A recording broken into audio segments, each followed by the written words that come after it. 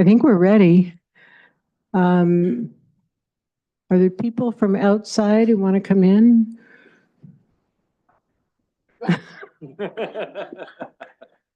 I feel like the queen doing this. Yeah, we'll give them another minute. It's not, well, it's just now 6 o'clock, so. I mean, we have Yeah.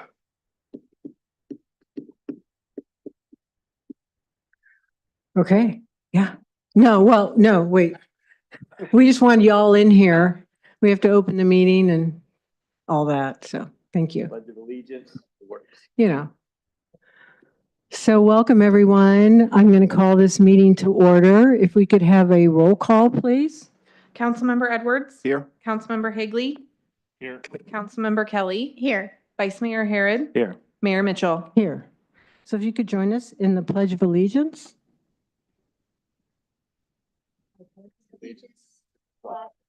United States of America, and to the republic for which it stands, one nation, under God, indivisible, with liberty and justice for all.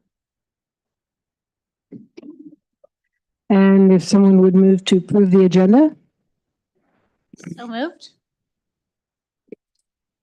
Second. All those in favor? Aye. Aye. Opposed? Okay, motion passes. Report on closed session. We did not have a closed session. We had a fun session instead, so. So now we have announcements and presentations. So we have a proclamation, several. But we'll start with the proclamation of the City Council, City of Healdsburg proclaiming June 2025 as LGBTQIA+ Pride Month in the City of Healdsburg. Whereas the LGBTQIA+, lesbian, gay, bisexual, transgender, queer, intersex, asexual, and others communities are a vital, vibrant, and enduring part of the social, cultural, economic, and civic life of Healdsburg. LGBTQIA+ individuals are our neighbors, family members, friends, co-workers, and community members. They serve as elected and appointed officials, professionals, business owners, educators, students, first responders, and volunteers who contribute daily to the strength and prosperity of our city. And every June, we celebrate International Pride Month, commemorating the Stonewall Uprising of June 28, 1969, where brave activists, including Black trans women like Martha P. Johnson, rose up against police brutality and systematic oppression. That act of resistance sparked a global movement for LGBTQIA+ civil rights that continues today as we march, organize, and advocate for full equality and justice. And in recent years, are we feedback? Back up, okay, sorry. In recent years, with growing intensity in the present day, LGBTQIA+ communities, particularly transgender and non-binary individuals, youth, and people of color, have been the targets of increasing hostility, including discriminatory laws, hate-fueled rhetoric, and policies designed to roll back hard-won rights. These attacks do not reflect the values of Healdsburg.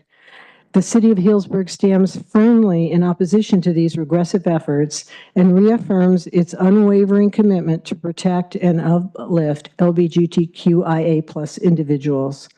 We honor the dignity, visibility, and resilience of the LGBTQIA+ community and acknowledge Pride is a celebration and also a call to action and a reminder that equality requires constant vigilance.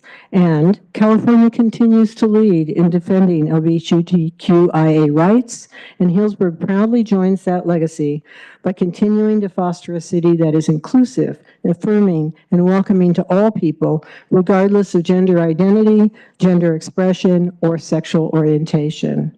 So now, therefore, be it proclaimed that the City Council of the City of Healdsburg hereby proclaims June 2025 as LGBTQIA+ Pride Month in the City of Healdsburg.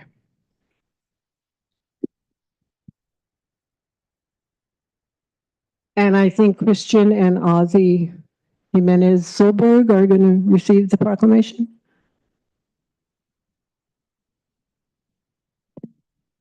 Thank you.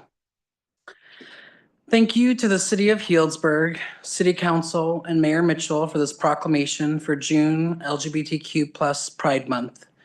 This year has been an extremely heavy and tough for our LGBTQ+ community and all marginalized communities.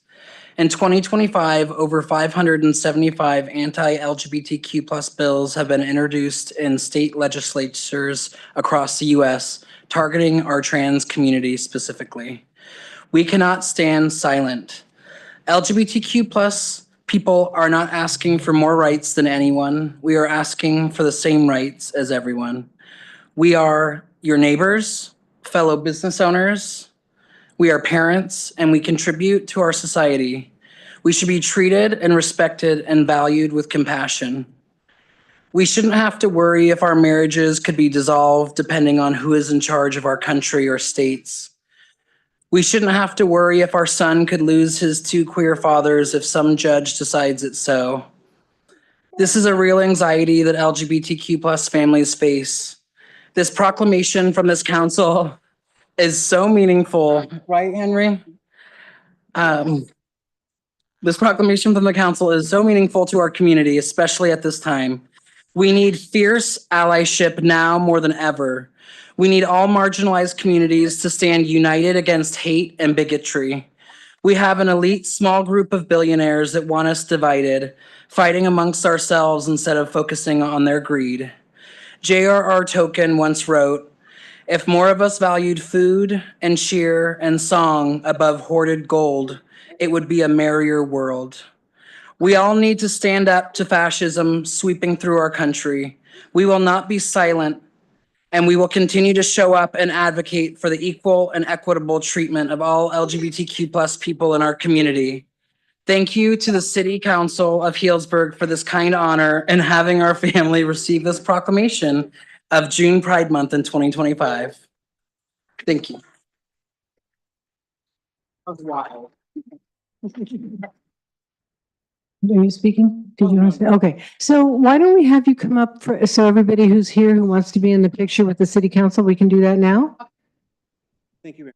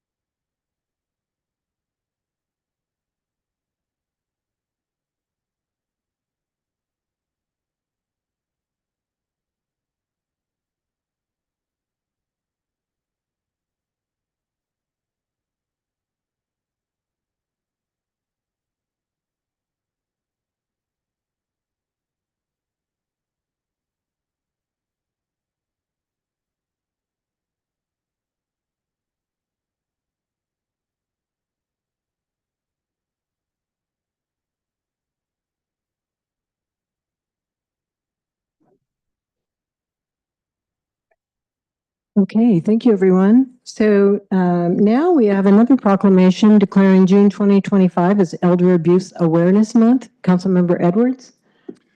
A proclamation of the City Council of the City of Healdsburg recognizes June 2025 as Elder Abuse Awareness Month in the City of Healdsburg. Whereas Healdsburg's older adults are valued members of our society, and abuse of older adults is a tragedy inflicted on vulnerable seniors, an ever-increasing problem in today's society that crosses all socioeconomic boundaries.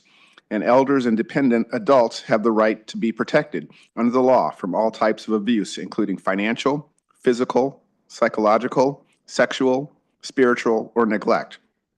In combating the abuse of older persons, we will improve the quality of life for Healdsburg's older adult population, enable them to continue to serve as leading mentors, volunteers, and important activity members in this community. And whereas elder abuse should not be ignored nor endured, and the issue of elder abuse prevention requires continual community awareness and education. The City of Healdsburg provides support services and education to our older adult population through the Healdsburg Senior Center and its programs and services.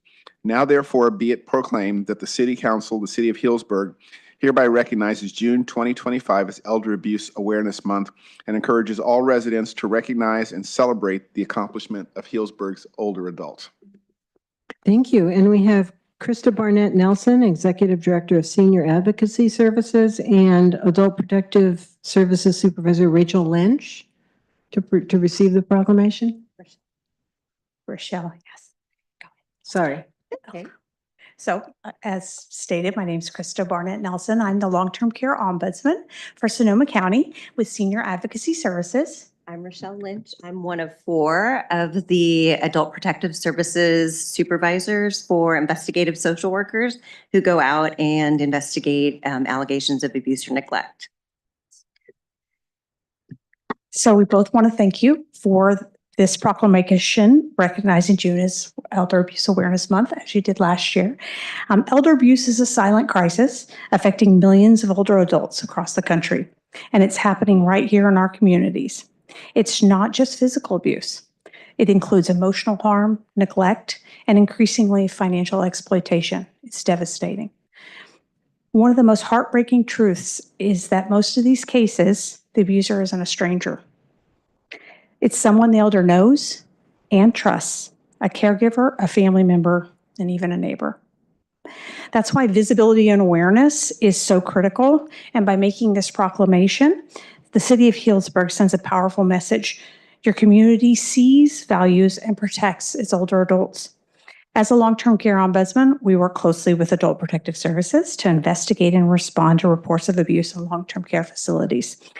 Together, we advocate, we intervene, and we support older adults in regaining their safety, dignity, and peace of mind.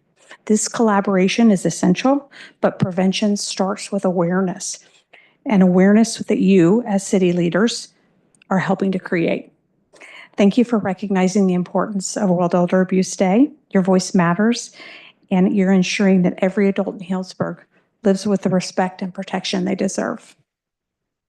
And to add to that, so Adult Protective Services for Sonoma County, we actually respond to allegations of abuse or neglect for adults aged 18 to 59 that have mental or physical limitations that restrict the ability to carry out normal activities and protect their rights and do not live in a licensed facility. So that's why we work in tandem.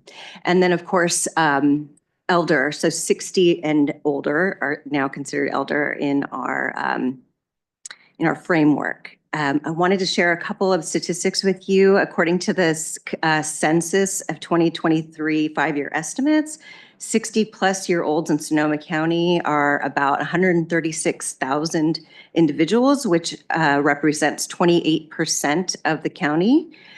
It's projected to reach 35% of our adult population by 2030, and that's in comparison to 25% of California's 60-plus population. Another thing to remember and just to be mindful and aware of is the way that some parts of our county are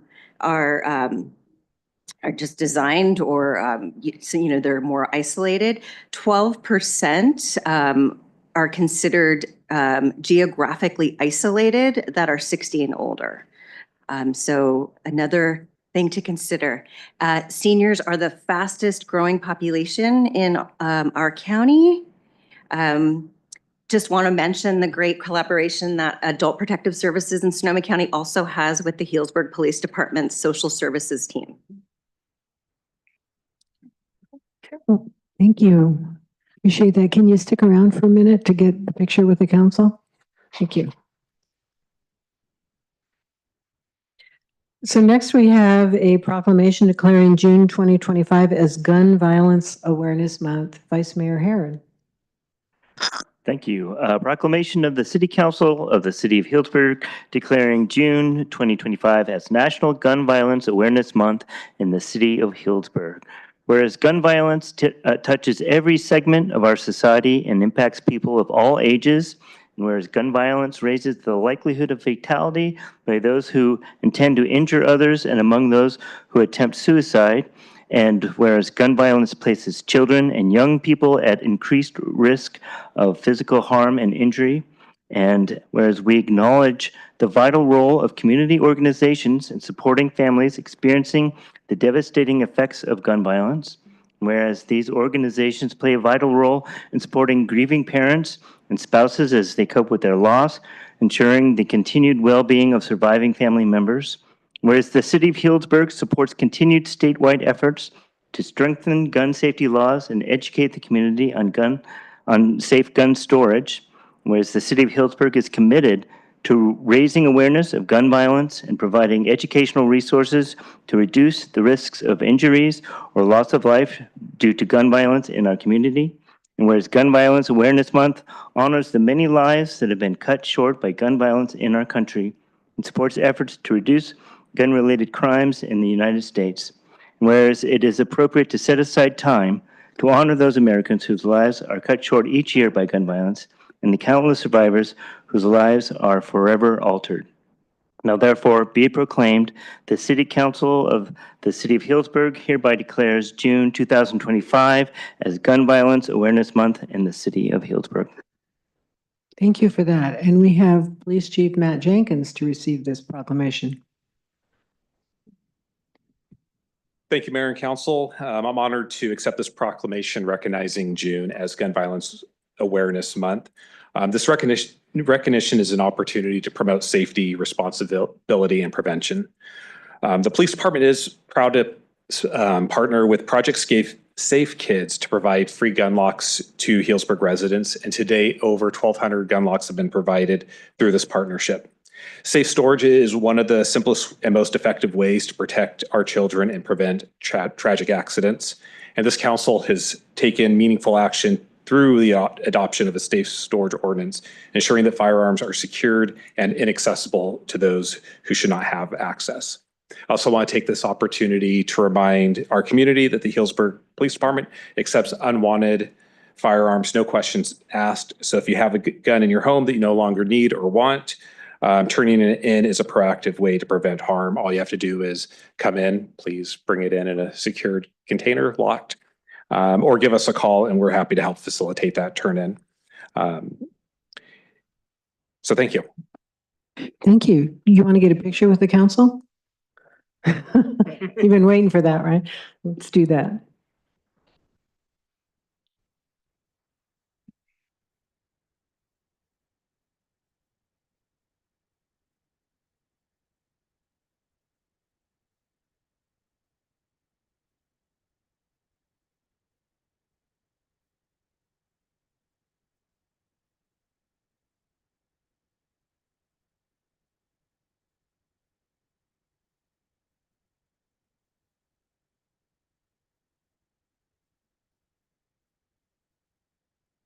Chief, you want to stay?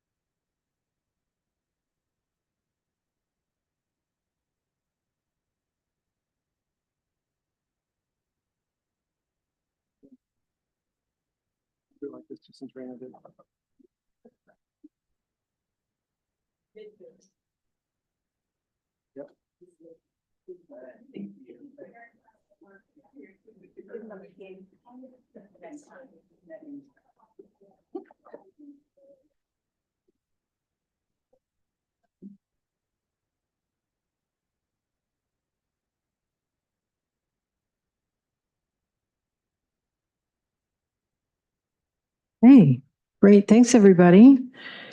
So now we'll move on to city manager reports. City Manager Kay? Thank you, Mayor. A few updates I wanted to share. First off, I think I mentioned last update that we were moving into the depths of our busy event season, and that's obviously become our reality. I wanted to speak to one aspect of one of our events a couple of weeks ago, and a little bit about the city's response, which was parade night, and the parade was fantastic. And I know all of us city officials were honored and had a blast participating. It seemed like it was great for the community. Obviously, leading up to that, we had some pretty horrendous traffic challenges in town. I think the council's familiar, and most of us are at this point. That was set off really not at all by the parade, but by a tragic fatality in an accident on 101 a few hours beforehand. Obviously, I'll acknowledge first that the loss of life was far more significant than the traffic inconveniences that we all experienced in the hours that followed. With that said, we did receive a number of questions about the city's response and how we might deal with traffic issues like that, what that might mean for other public safety challenges such as evacuation. So I did just want to share that. First off, I think we acknowledge that we had a little bit of a perfect storm in terms of traffic impacts that evening. Hundreds, perhaps thousands of cars diverted off of 101 to run through the city. That does happen every handful of months, it seems like, in town when something goes awry on 101. And we have made some changes to how we respond to that and how we route people through town depending on which exits are out and what that detour requires. That varies a little bit. What made that night obviously much more challenging is we also had hundreds, maybe thousands of people making their way to the center of town for a parade, many in non-traditional vehicles that we don't normally see on our small street system, and with lots and lots of street closures right in the middle of town, which made it harder and harder to move through. We definitely, what I hope is obvious, but I want to assure the council and the community is we devoted all of the resources we could that day in terms of communicating with each other and our team and law enforcement that was here in town to help us with crowd management for the parade, to try to deploy resources as best as we could to try to keep things running as smoothly as possible, and most importantly, just keep people as safe as possible.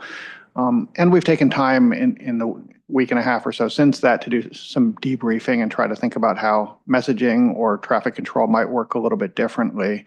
So it's certainly something we take seriously. With all of that said, I think our conclusion is what we had is simply more cars than our street grid could handle. And I know some of the questions I got were, why didn't we have crowd control in more and different places? And one answer to that is obviously we have limited resources, especially on a major special event night.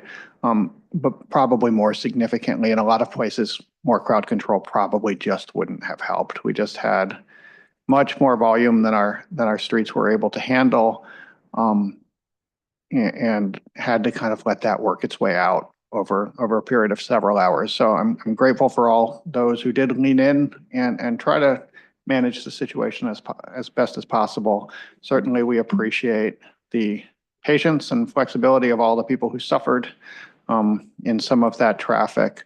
But I really did just want to acknowledge it and let you all know that we have devoted resources, and we always do. Anytime something challenging goes on, we invest time in trying to think about, well, what might we do a little bit different the next time to make it go more smoothly. So we've definitely done that. And again, with that said, I do think in this case, there probably wasn't anything to be done to really mitigate the traffic. It's just a question of, again, how do we keep people safe and get people information they need to navigate it? So I just wanted to really acknowledge that and let you all know that it's something we've been thinking about and investing some time in. A couple of other quick updates on different topics. We have an open senior housing survey. This is a commitment in our housing element, and something we've been focusing on this year is better understanding the housing needs of our senior community. So there is an ongoing survey at the senior center that's available, and I just want to remind everybody and encourage people who patronize the senior center or might be inclined to do so, that if they are there, please take a few minutes. It's available at the facility, and I know the staff there would be happy to help people navigate that process.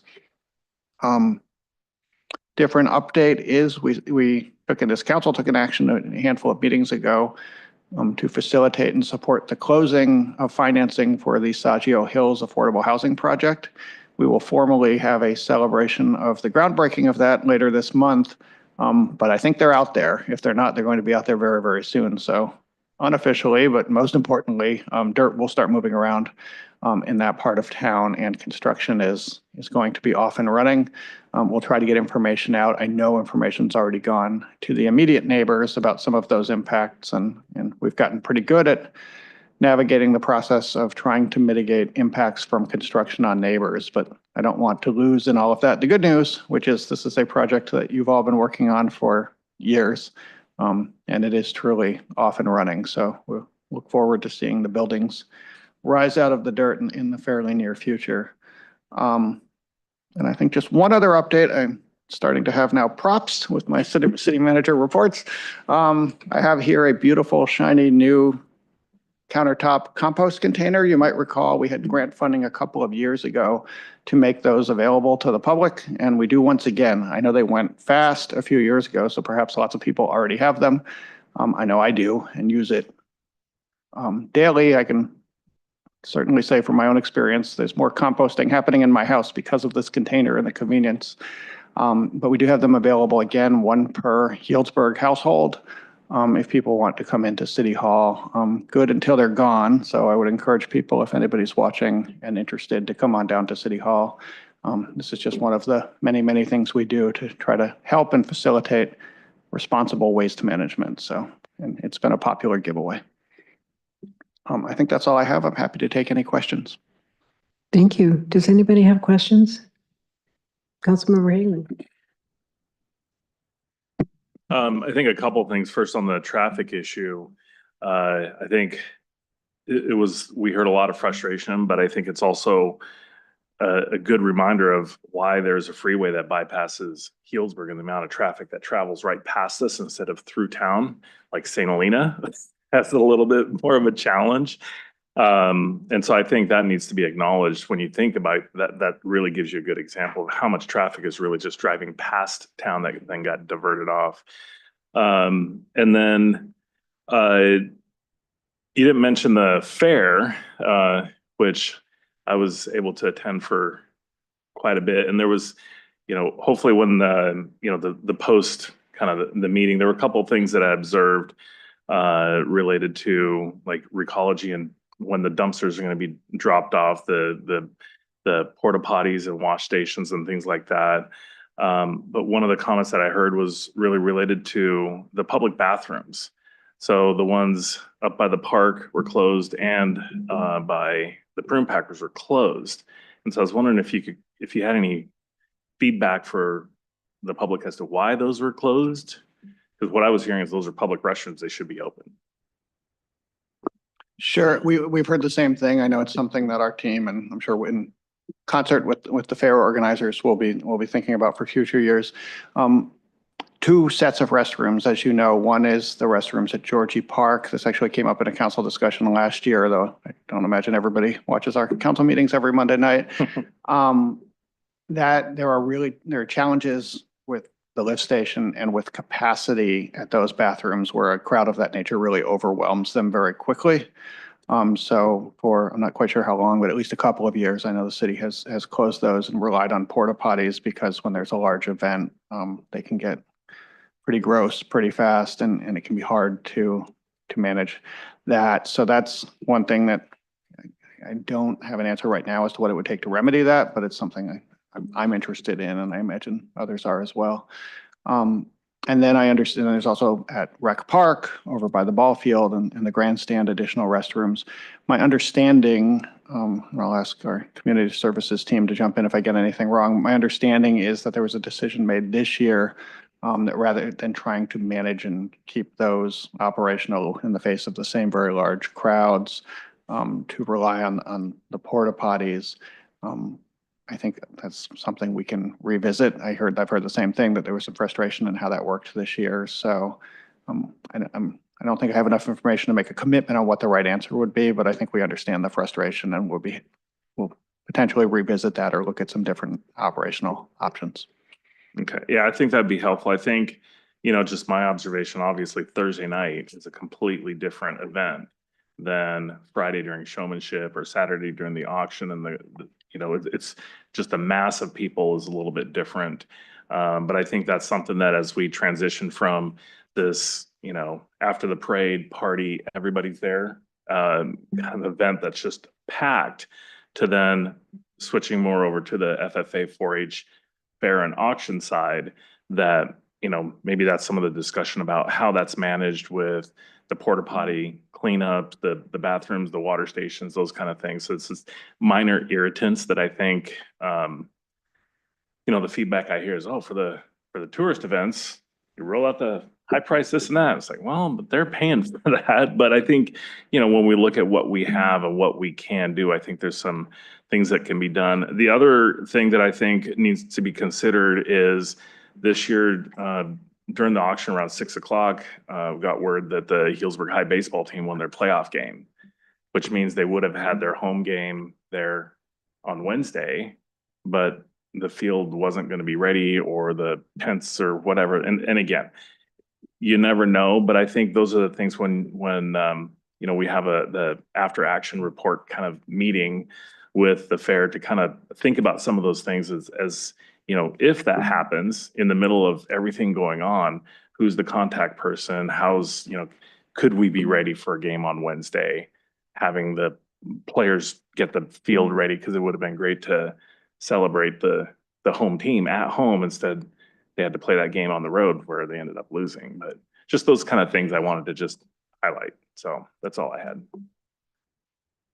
Anyone else?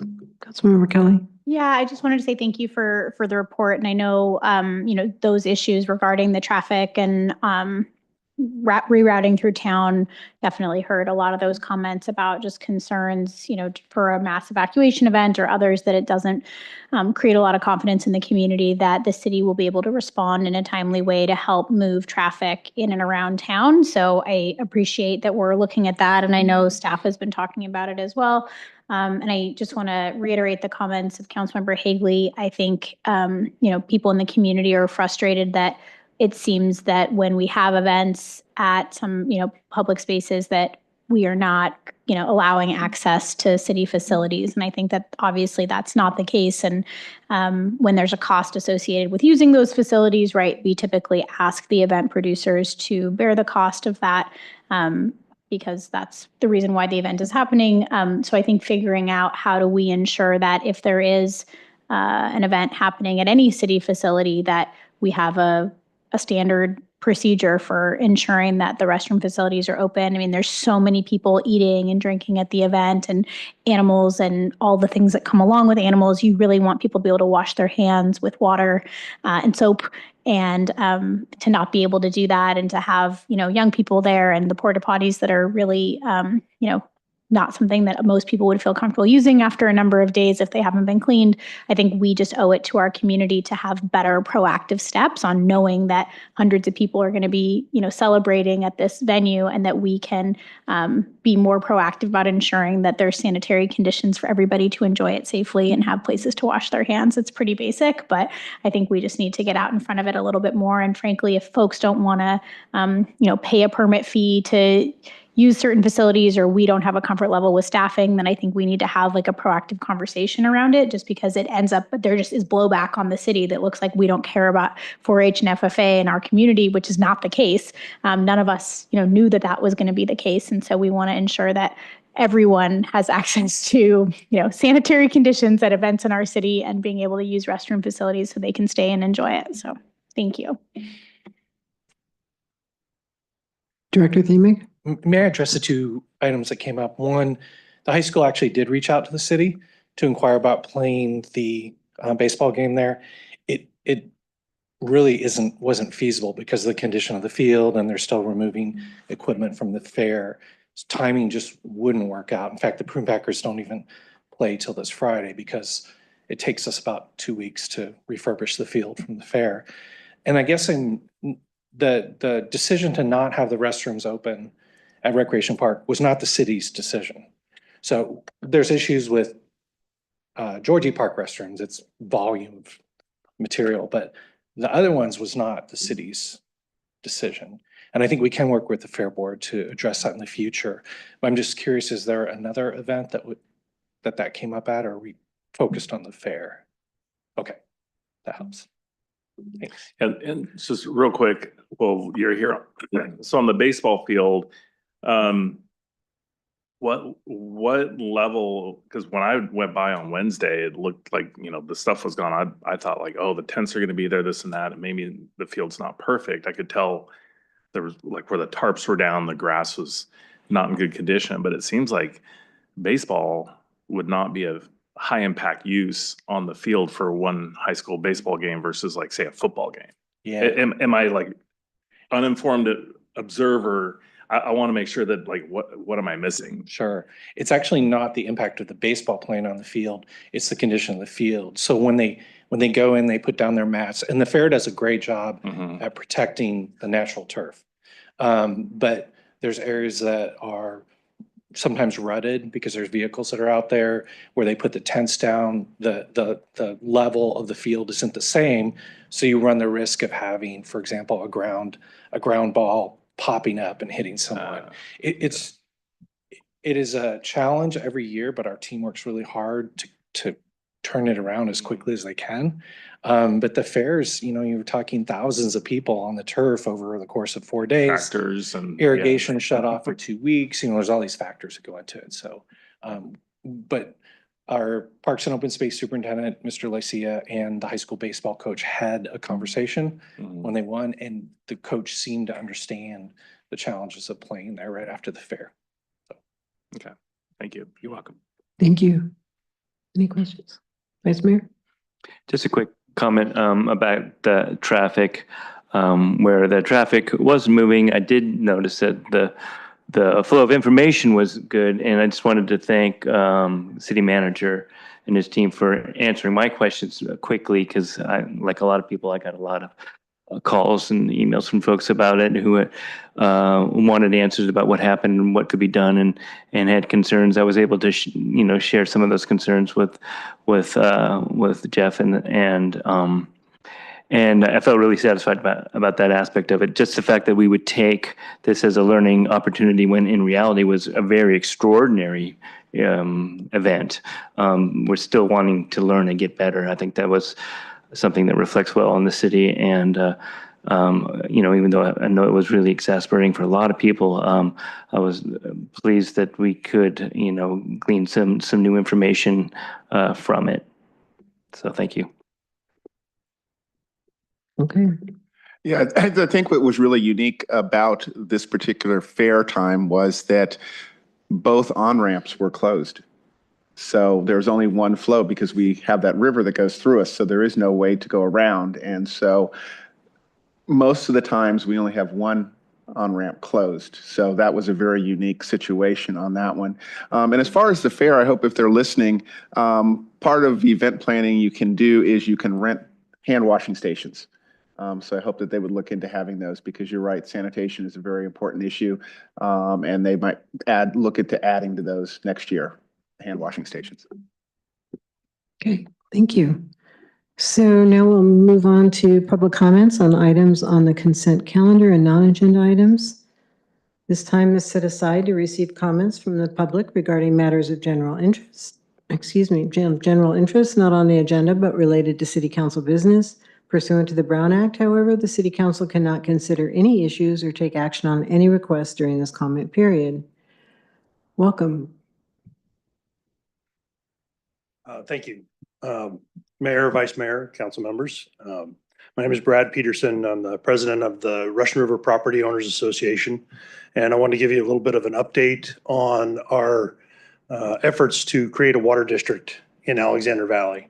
And I know that City of Healdsburg is not in Alexander Valley, but we do share some borders, and this water district would be right next to. And as you all know, we're going to face some very serious challenges with water supply in the coming years due to changes in the Potter Valley project and water supply coming out of Lake Mendocino. So I believe that I was speaking with Councilmember Hagley earlier, and I think it's been a few years since any of my colleagues have been in to give an update. So we have We are moving forward with forming the water district. We are working through the Sonoma County LAFCO to do that, the Local Agency Formation Commission. A very daunting process. We are currently, the petition is written with all the descriptions on what the water district, what functions the water district will have, how it will be set up, how the board will be set up. There is a map of the area, interactive map that Alexander Valley members property owners can take a look at that and find out whether they're in or out of that district. All that's available at avwater.org. We're currently collecting signatures. Working through that process, we need to get 51% we need to get the owners of 51% of the acreage in the water district to sign the petition saying that they are in support of it. Then petition will then go to LAFCO, which will trigger a hearing and additional processes, eventually leading to a vote. But that's currently where we are, is about halfway through our signature collection. We've got about 50% of the acreage that we need, and we're very confident that we'll get the other 50% by our deadline in August. So this water district, I just want to say that the purpose in forming the water district is to give landowners a voice in the decisions that are going to be made. We look forward to working collaboratively with municipalities, Healdsburg, Cloverdale, Cal-Am Water, who supplies water to Geyserville. We've spoken with Cal Trout. We've spoken with Russian Riverkeeper, talked to numerous elected officials of all different levels that represent these areas. So we're trying to be very open about this, very straightforward, and above board. So if you have any questions, I'd be happy to answer those. Otherwise, like I said, avwater.org has all the information there. Any Great. questions? Thank you. Thanks. Anyone else wish to speak? Seeing no one, I'll bring this back. And Mayor Mitchell, for the consent calendar, I believe I need to recuse myself on item H, 6H.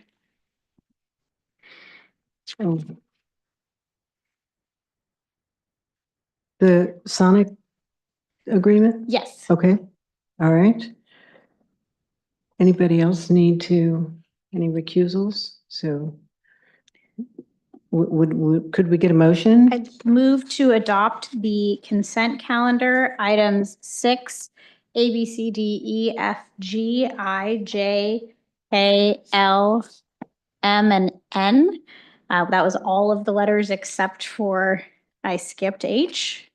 Thank you. Move to Second? And I'd like to second it, but can I make just a quick comment on one of the items? Of course. So on 6F, that's the update of the report from Mill District, from Eden Housing, North Village, where we have all income restricted units.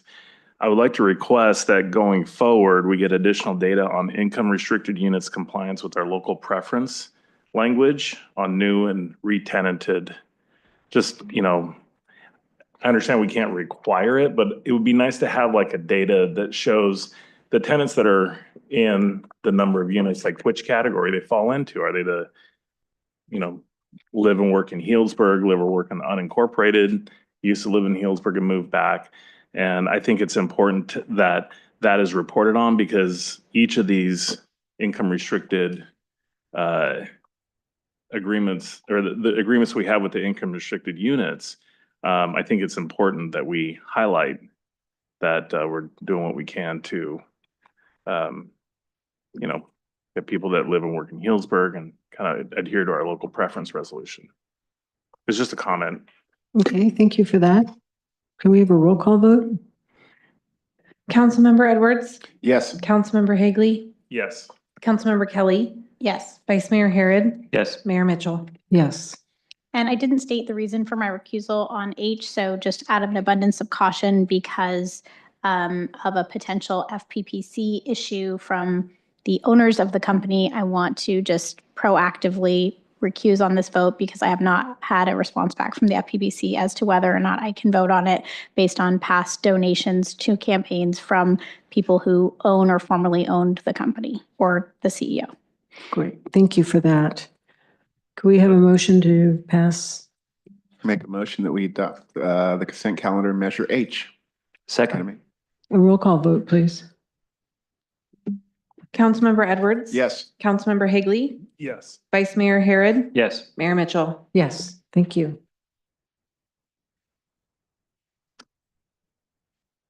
Moving on. So public hearings, we did not have any public hearings. And old business, adopt fiscal year 25-26 city council goals. Assistant City Manager April Mitz. Great, thank you, Mayor and council members, and I'll wait for the presentation to come up.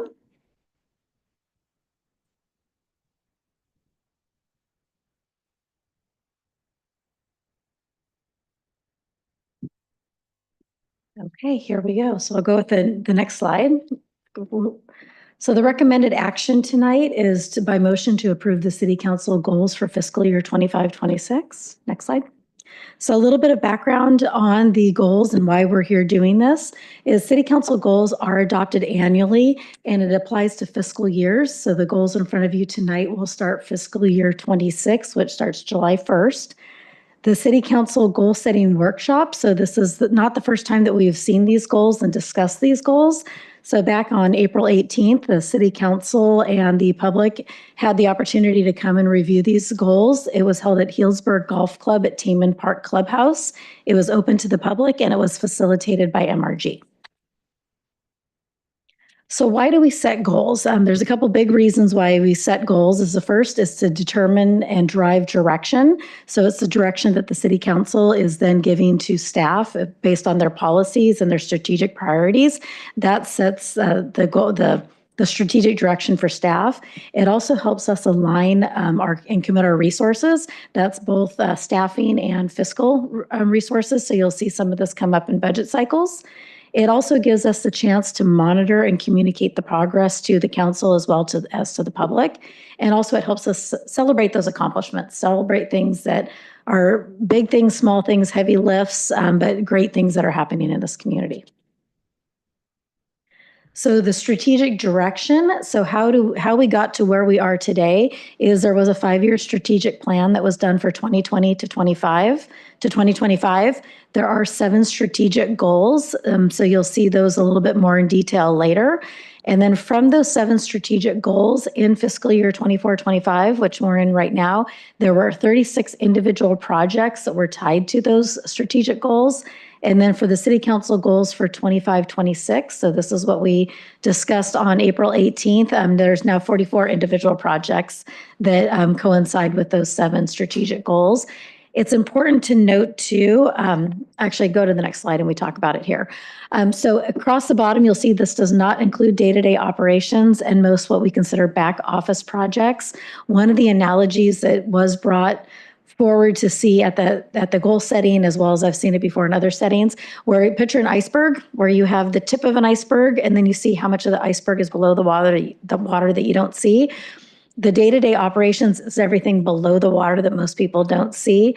So the strategic goals, and then the work plan that goes along with it is tip of the iceberg. So that's in addition to everything that's already going on with the city and with staff.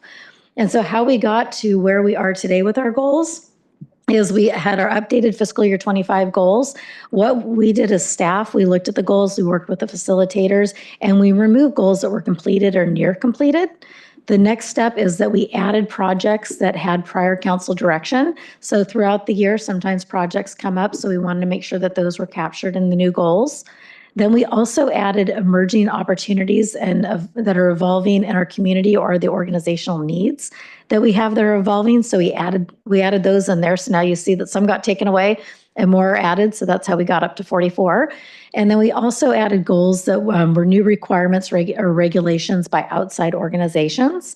And then finally, our consulting group, MRG, did meet with the council members individually. Those ideas were all brought to the goal setting workshop. And then we did a straw vote. Council did a straw vote to get us to the 44 that we have before us tonight. I will not read this in detail. I apologize for the very, very fine print, but you'll see across the top are the 7 categories, and then you'll see the particular goals within those categories. And the next few slides will actually break those out on a very high level individually. So the first category is economic diversity and sustainable growth. So the goals that were started to put in motion that day that are before you tonight is the housing element land use code updates, the station area specific plan. So again, that's the plan for the south end of town. Objective design standards to update the 2025 California Building Code update and bring it to you for adoption. Update the Parklet program for 2026 and beyond, and then also host a meeting on economic trends for this area. The next council strategic goal is environmental stewardship. And you'll see some of these, they're marked with an asterisk. Anything that's marked with an asterisk directly relates to the climate mobilization strategy. So that is something that we are going through everything in that strategy. And so those are goals that specifically address that strategy. So the first is to update the tree ordinances, and that's both protection of trees and also the tree list. Renewable energy procurement plan, and you'll hear a little bit more about that tonight, as well as adding a couple water bottle filling stations in Healdsburg. Next strategic goal is affordable housing. So these are things that we'll be working on is the inclusionary housing ordinance update to support permitting process for Saggio, I'm still getting to learn how to pronounce these, Hills and also 155 Dry Creek. Facilitate the exploration of a community housing land trust, complete renovations of Victory Studios and apartments, and then prioritize options to eliminate or reduce barriers to encourage housing developments. And Niels, I do want to point out in the staff report, you can actually see the corresponding report that came from MRG, and it does talk about what are the funding requirements, if we have any, if we don't have any, and also mentions where we have grants or where we don't have funding for some of these items. So the next is infrastructure and facilities. This has a continued, I think we have 3 different pages on these particular projects. So the first page deals specifically with parks, landscaping, streets, bikes, and pedestrian. So it's the Healdsburg Avenue Complete Street Project and debts to complete the design. And remember, these are all meant to be completed as much as possible in a 1-year timeframe. The Grove Street Neighborhood Plan to actually begin construction. The Ward Street Neighborhood Plan to do infrastructure planning. The Active Transportation Plan implementation. Complete March Avenue pavement rehab and enhance the crossing at Lupine. And also explore revenue for infrastructure and road repairs. We have a lot of infrastructure and road things to do, but we don't have a dedicated funding source. So that's something that we're going to be looking at. Where can we get funding to potentially do these projects as well as projects further down the pipeline?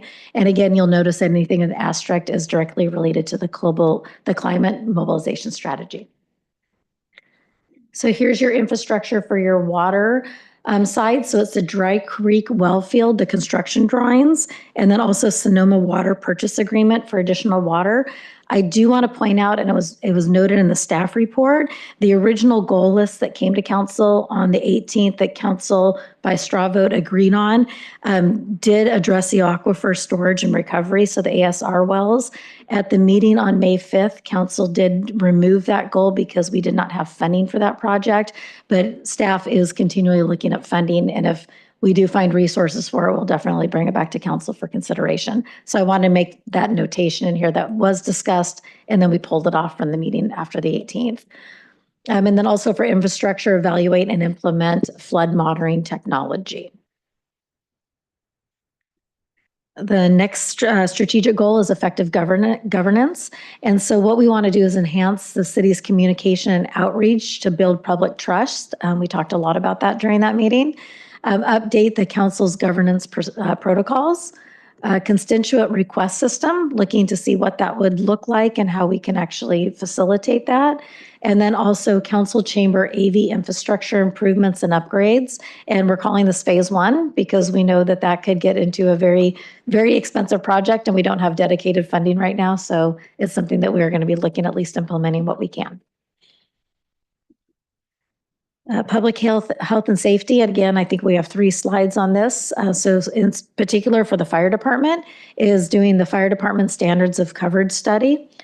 fit and finish the fire substation on the north end of town, roll out the wildfire mitigation program, and these are the parcel-to-parcel inspections, development of a community chipper program and funding exploration for that program, as well as city open space wildfire management plan. For police, continuing to talk about police recruitment and retention initiative, strengthen emergency preparedness and disaster response. And then for both fire and police, doing a facilities assessment and plans. So this looks at the facilities needs assessment. What do we actually need to do for these different facilities to get them up to where we need them to be? And then also look at space planning for both areas. Community services. So the policies and programs is to implement arts and culture master plan, to research branding and identity, future funding for the program, and also the percentage for the arts, because as we know, that's a brand new commission we have. So we're still learning along the way, and we want to get a master plan in there. Revise the City Healdsburg Unified School District Joint Use Agreement. Launch the Foley Family Community Pavilion operational plan. It's always so fun to see everything new coming aboard right across the street. Compassionate Communities End of Life Program, and then also support the Latino community and immigration issues. Next slide. So we're continuing in community services. So for community facilities is develop and implement a plan and funding strategy for the Abel de Luna Community Center Multicultural Center vision. And then for park and open space, the first two for the Laura Fish Summersall Park and then also Badger Park redevelopment. And we're looking at completing design and beginning phase 1 of construction for both of those projects. And then prioritize the creation of an all-inclusive magical bridge playground for at least one of our facilities. So with that, the recommended action again tonight is by motion, approve the city council goals for fiscal year 25-26. And I'd be happy to answer any questions. We have several department heads as well as City Manager Kay. Thank you. Thank you for that. Great report. Does the council have questions? Councilmember Kelly, do you want to start? Sure. I had a question about affordable housing. I'll just do them by subject area because I think that's probably easier to follow. So under the affordable housing goal, one of the things that I think we had previously discussed, and I'm asking my colleagues if you recall the same, when we had a presentation from Director Sotomayor a couple months ago, it all blurs together, sometime earlier this year, about city-owned sites and potential housing options. I think one of the things we talked about was the fact that we are really looking strong to meet our arena cycle in this current 8-year cycle, but that we reflect on the fact that it has taken many years to get city-owned sites like the Dry Creek, 155 Dry Creek Road, or other city-owned sites like in the pipeline towards getting housing built so we can meet the cycle, and then looking at the next RHNA cycle, how are we going to meet what may end up being what we don't know, but likely even more difficult to meet the number of units required that the state's mandating. And so one of the things that we had talked about in a council meeting was continuing to identify city-owned sites to develop affordable housing in the future. And we had, in years past, talked about the community center as a potential site for housing, somewhere on that giant parcel. And also in the most recent council meeting, we talked about potentially looking at the West Plaza parking lot for housing located above increase parking. So increase, our parking capacity remaining there, but also having potential housing. And I'm curious if that is the recollection of my colleagues, if we wanted to talk about affordable housing on city-owned sites and identifying, kind of furthering the conversation around city-owned sites, not to take away from other things that are already happening on those sites, but potentially having housing as a complementary option, knowing that it will take maybe a decade to actually get there. If that's a conversation we want to have as like a workshop or something else in the coming year as part of our affordable housing goals. So that was one question I had, if that was something that anyone else recalls being the outcome of that conversation with Director Sotomayor when that item came before us. And then the other question I had was on the infrastructure and facilities. It's a question for Director Zimmer. On infrastructure and facilities, what was the status of the crosswalk project on Powell Avenue that connects kind of Lupin to Johnson, if that was something that was still moving forward, and where that sits within the infrastructure goals, since I didn't see it on the list. That is an active project. It is currently in design. Does it seem like that's something that we need to include in our goals of completing? So it's one more thing you get to, oh, consider it done. Okay, great. Well, for anyone who didn't hear it out there, let's put it on the list and then check it off immediately. Consider it done, he says. Thank you. Anyone else? Councilmember Hagan? Yeah, I think we had a real robust discussion. There's one thing that I had forgotten to mention during goals that I wanted to bring up, and then another one that we kind of talked about here earlier about the lift station. I would like to have, a little bit more clarity on exactly what's going on. So just an agenda item on, getting a report on getting the bathrooms, what's needed on that. The at Rec Park, where there was potentially an issue with the lift station and, Yeah, you're right. Georgian Park. Sorry. Right over the fence. So that one, and then the other one that I meant to bring up during the council goal setting, and I totally forgot until some other conversations started happening, was I had been approached by a number of people about having sand volleyball courts in Healdsburg. And so had the conversation, and there's quite the team that's forming at, Healdsburg High. A lot of the high schools have sand volleyball teams that are getting pretty popular. There's a number of sites. Had calls with Director Themig, another local resident / coach on it. And what I would like to add, and I didn't do the, hey, everybody come pack the council chambers. But what I would like to add is to direct staff to explore options, including possible locations and estimated costs for the construction of a competition level sand volleyball courts. So basically 4 courts in one location, somewhere in Healdsburg. So the discussion that we had, there might be an opportunity to work with the school district. There might be, different locations that, it's not a huge lift in terms of engineering, but what I would like to do in the feedback that I had was there is an interest in this. This hits our target of trying to find more things for teens in our community. As we, really lean into the all ages community thing. And so that's my ask, is I would like to add that under community services for the parks and open space. Just that request staff during this next year to explore what the cost is, potential locations, and then we can decide what to do. Yeah. Go ahead. Since we have 2 park projects that are moving into the design phase, is that kind of, I assume that the volleyball courts, either they're going to be at a school site potentially or at a park.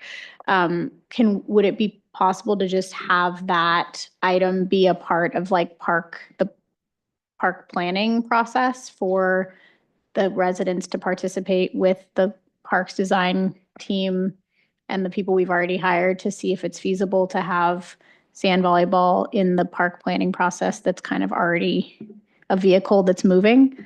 So I think part of it is there is, the desire to have it, sooner than something that's part of the $30 million bond project. That's like the big thing. And our discussions that we had, there's potentially a couple sites that it could be, like I said, it's not a big engineering lift, potential sites where they could go in rather quickly. So this is something that could be done.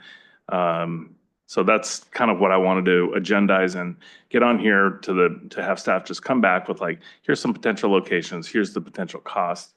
What do you think? And I think that's important. There are a lot of people that do want this and are excited about this. Vice Mayor? It kind of reminds me of the need and want for pickleball courts, in that we do have these 2 big park projects coming along, and obviously we wish they were quicker, but there's a consideration that we shouldn't invest in in other places too heavily if we have something that's really going to be specifically designed for that particular sport with these other two parks. And so I kind of am echoing what Councilmember Kelly said, that, and I'm not against getting information. I mean, there's nothing wrong with learning if there's a quick and easy, so to speak, possibility to do this somewhere if there's really is a need. But those ideas are going to compete with what we could maybe do better in these two park locations where, if I remember correctly, and maybe Director Thime can chime in here a little bit, that there were some placeholder sort of sport court areas in those designs. And, one could shift from something to another, from basketball to volleyball or whatever, if that's what we thought the need was. Yeah, and my thought was this is something that, again, would not be a heavy lift if council wanted to, we come back to numbers and everything looks fine. It's something that could be done fairly quickly to address a desire and need in the community that I think really, like I said, hits that teen area, but also all ages. There are a number of different sites that potentially could work. And again, some may even be on school property. So I want to just have that discussion and have staff come back to us. And at that time, if we decide, okay, well, let's put it in with the big plan or whatever, that's fine. But right now, what I would like to see is where are the potential locations? How much is it? Are we talking 75 grand or are we talking $1 million? I mean, we have, something here that was like $7 million and we had full, so it's, what level is it? And at this stage, there's some examples of them that have been done. They're very popular up in Sebastopol. There's a couple in Santa Rosa. So it's really taking hold. So that's my ask, is just, I would like staff to be able to come back to us with something that we can say yes or no to. I guess I haven't heard the need yet. I'm trusting you that there is a lot of energy for this. And if that's so, and no reason to not trust you on that. But with pickleball, it was very much, a large community group that brought it to us again and again, and we haven't had that with this. So that's my only hesitation. It's like, is there really the energy to, behind this idea to go forward with it? But assuming there was, then I would support this idea. Councilmember Edwards, do you have some questions, comments? I'm just a little more cautious, bringing up pickleball. I wonder, there was a big outcry for pickleball and it was the big thing of the day. And if that's still popular, but I think experience says it's not going to be cheap. But it would be nice to hear that. I know that we're kind of fiscally cautious right now in this kind of uncertainty time. And I don't want I'd hate to give the illusion that, yes, we are looking for this. Look, the council looked at this, they have a price and they're not doing anything for the community. So I am concerned that, we do have those fiscal constraints, but, if staff time is available, we've already set these goals out to manage staff time. So. Yeah, and one did get removed off of there. But again, if we have a potential location, the cost, then there's fundraising opportunities. And Councilmember Harrod, Vice Mayor Harrod, I'll tell you, as a dad that has spent the last 6 months going to volleyball tournaments, just because you haven't heard about it does not mean that pull and desire, it doesn't exist in town. I'm willing to trust you. A lot. So if I could weigh in on this too, I feel like we're getting off topic a bit here and adding something. Now, I'm not sure what you're asking for us to agendize this. My ask is to direct staff to explore options, including possible locations and estimated costs for the construction of a competition level sand volleyball courts in Healdsburg. Okay. That's it. So that's it. Come back with costs and that's a lot, location. I think. I'm concerned about, we've got 44 projects that we haven't even now talked about yet because we're trying to add things. So I would have a hard time supporting that being part of these goals. You can ask them anything you want, but I'm just stating my opinion, if that's okay too. I have an opinion too. Just, what is it you want to ask Director Thime? I just, an idea on the lift for the ask. Well, we should ask our city manager as well, I think. He's managing all of these projects. Well, I think you'll probably get the same answer, I hope, from either of us. If I understand the ask, it would be to come back with some information on cost and potential locations for beach volleyball courts. If the question's the magnitude of the work, obviously what we'd want to do is a couple of things. One, on the issue of cost is some comparative research. We've done just a tiny amount of that so far, having received the question, but some real comparative work in terms of construction costs for comparable facilities and how that might vary depending on the circumstances. I don't know where the location is, what types of materials. So there'd be, I don't think we do a deep dive on this, but there would be some research involved in trying to get enough data points and current data points that we could come back to you with a range of costs that what we're looking at, because I couldn't give you really that answer right now, obviously. And then second would be to look at, if I understand the request right, to look at locations and try to evaluate some of the pros and cons of different places where these might go in the context of, well, how does that fit into the master plan that you're all discussing? Does it change it? Does it sit on top of it? Is it wholly independent? And then some of the other pros and cons of different facilities we have, parking, for instance, neighbor impacts. Topography, I would assume, would be an issue. So is it a massive task? No, I don't think so. There's some real honest to goodness work and putting together information. We try to come back to you with thoughtful, decently researched information. So I'm hesitant to put a number on in terms of, and nobody asked, so maybe I won't try in terms of hours, but we try to come back with reasonably thoughtful researched information. So I don't know if that gives you a sense of the kind of things we would be thinking about and some of the research we would do. It's not one of the bigger, not all of these. I don't freak out necessarily because the number is 8 more goals than last year. These are not all created equal. And this wouldn't be on kind of the top end of the goals, but it would be a research task essentially. It would be, probably a couple people in our community services department putting in, some modest number of hours to come back and do research and put together a staff report and a presentation for you all. Mark, did I capture that appropriately, or is there anything you'd like to add? Thank you, Mayor, members of the council. I think it's something we could do in-house. We're talking about getting kind of equivalent costs. We already know there's a project down in Mill Valley that's out for bid. So we've got some experience, we've got some local examples. It's a matter of staff time committing to it. Very similar to what we did with pickleball. Councilmember Harrod probably remembers we did some mock-ups of potential locations, and we explored some things and brought them forward to the commission and city council. So I think it's something that we could do in-house when our consultant be preliminary information, and then you can make a decision about what to do with it at that point. That's all I'm asking. Thank you for that. Councilmember Edwards? Can we do something as simple as research and duplicate? Like reach out to Santa Rosa, Sebastopol, and Mill Valley, who's already done it, and say, hey, what was the ballpark? I mean, to keep it simple, it was a phone call. Absolutely. And that's what we did with pickleball. We went to Windsor and found out what their pickleball courts cost, and we were surprised, and we retooled and went in a different direction. So it's just a matter of finding what's out there and what are the current projects.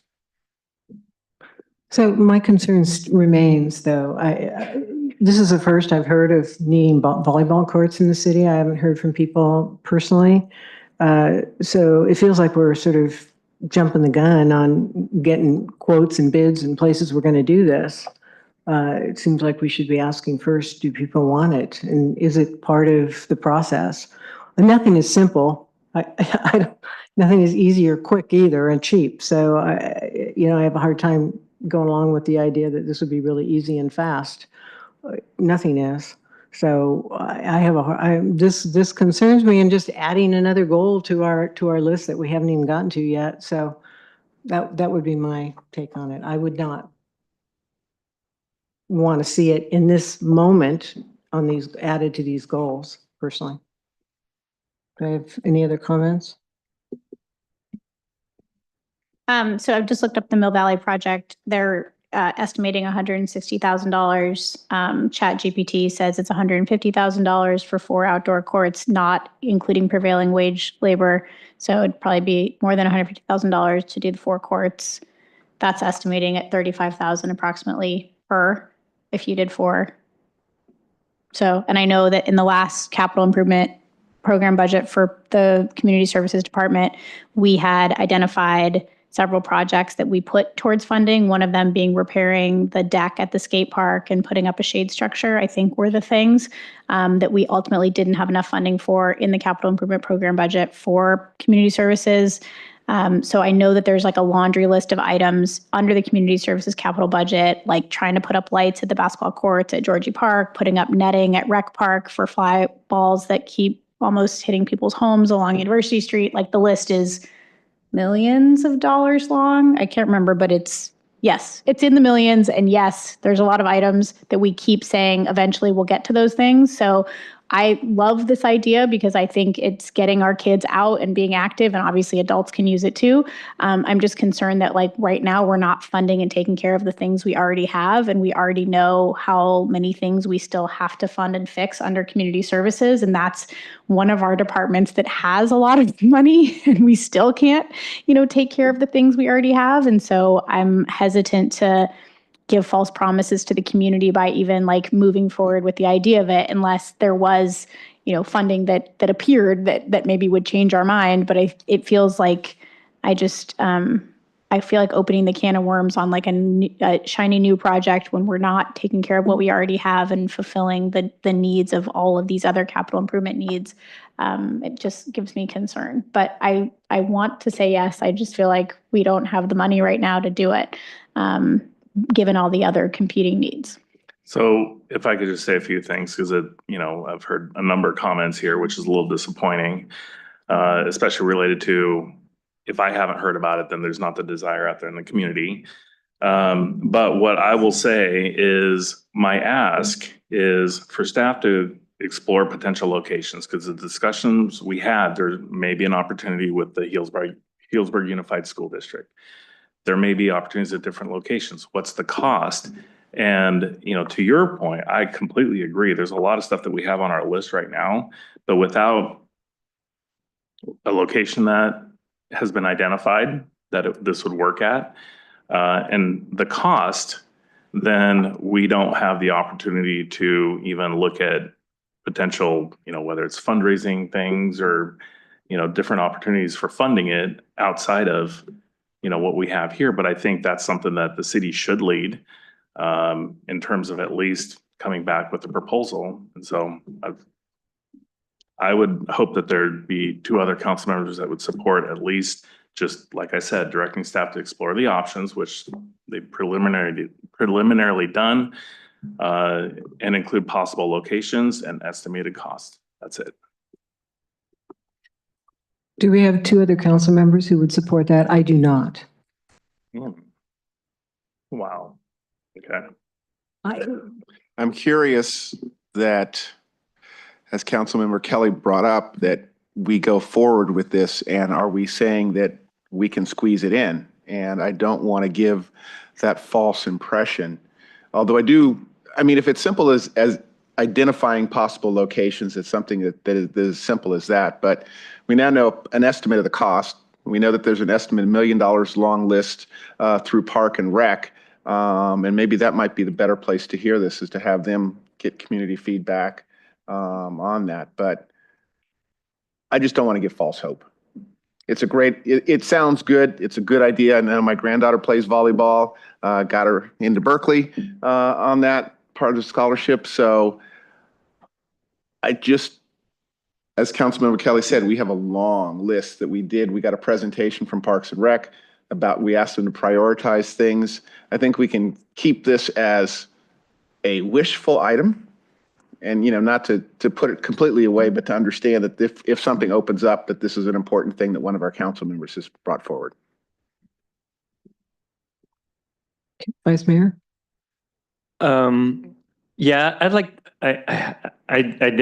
honest when I say I trust that there is a lot of interest that you've learned about. I need to learn about it too. I think we all need to feel that momentum, and I think at some point I'll feel more comfortable adding to a pretty hefty budget list where some projects are being waylaid that the community really wants. It's it's a queue where there's lots of different people who want different things, and we can't be. We have to decide carefully how a new project gets cut in the line, and that's kind of how I look at this. I don't necessarily want to put it on the back of the line. If there's a ton of people who really want this, then maybe we start to reevaluate how we want to pay for things. But I think it is a really cool idea, and I don't want to throw water on it, but I think it. But there is a lot on the table already, and so I'm hesitant to step in on right now. So I wouldn't oppose. I'm opposed to it. Okay, thank you. Councilmember Kelly? I think that in knowing kind of the history of how other projects have found their way, like when we reached out to the school district to have the old tennis courts turned into pickleball courts and different sports-oriented projects. I think that having the Parks and Rec Commission as like the conduit to the city for residents who have a need that's not being met seems like it would be a good avenue to at least demonstrate interest, to kind of like do what other community groups have done, to have it get kind of be on the awareness of the public facing body that works directly with the community services department around parks and recreation issues. Because I think then it can be a more like iterative process in a way that down the road could lead to a better outcome. So I don't want to say that like never are we going to have sand volleyball courts in Healdsburg. I just think knowing what's already in the deferred maintenance budget, it feels hard to say like we should move forward with anything new until we can take care of what we have. Okay, so I think then we'll move on from that. Do we have any other questions about the goals? My affordable housing goal or question didn't get answered. Sorry, yeah, so could you restate your question? Yeah, so my question was around affordable housing and identifying city-owned sites as one of the potential goals for next year, to have a conversation about advancing or giving staff direction to evaluate the feasibility of having housing at either.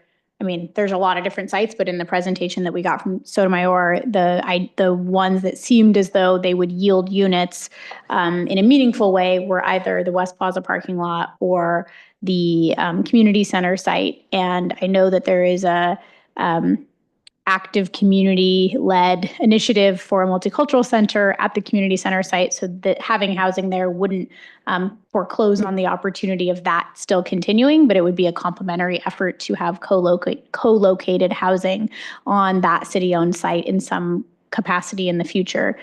So just really the question is if that is what we want a staff goal to be, to do further evaluation of those sites, or to have a workshop where we can get a presentation about that in the coming year, if that's a goal of the council. My biggest concern is that we kind of continue to move forward towards the next RHNA cycle and we don't have future sites identified for those like kind of larger, bigger bang for your buck number of units, and we're going to have a huge RHNA target in the next cycle that we don't currently have plans in motion that's going to help us get there. So the question is that what other folks were thinking would happen in the coming year under affordable housing based on that prior council meeting that we had a presentation from Director Sotomayor?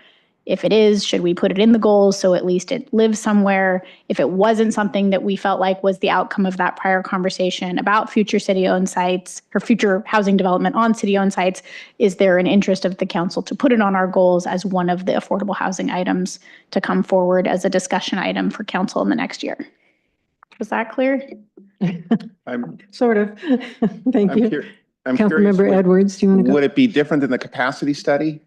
that we did on the West Plaza parking lot? Would you like to see a capacity study done for the community center area and redo the West Plaza one, or keep that West Plaza capacity plan in the fore?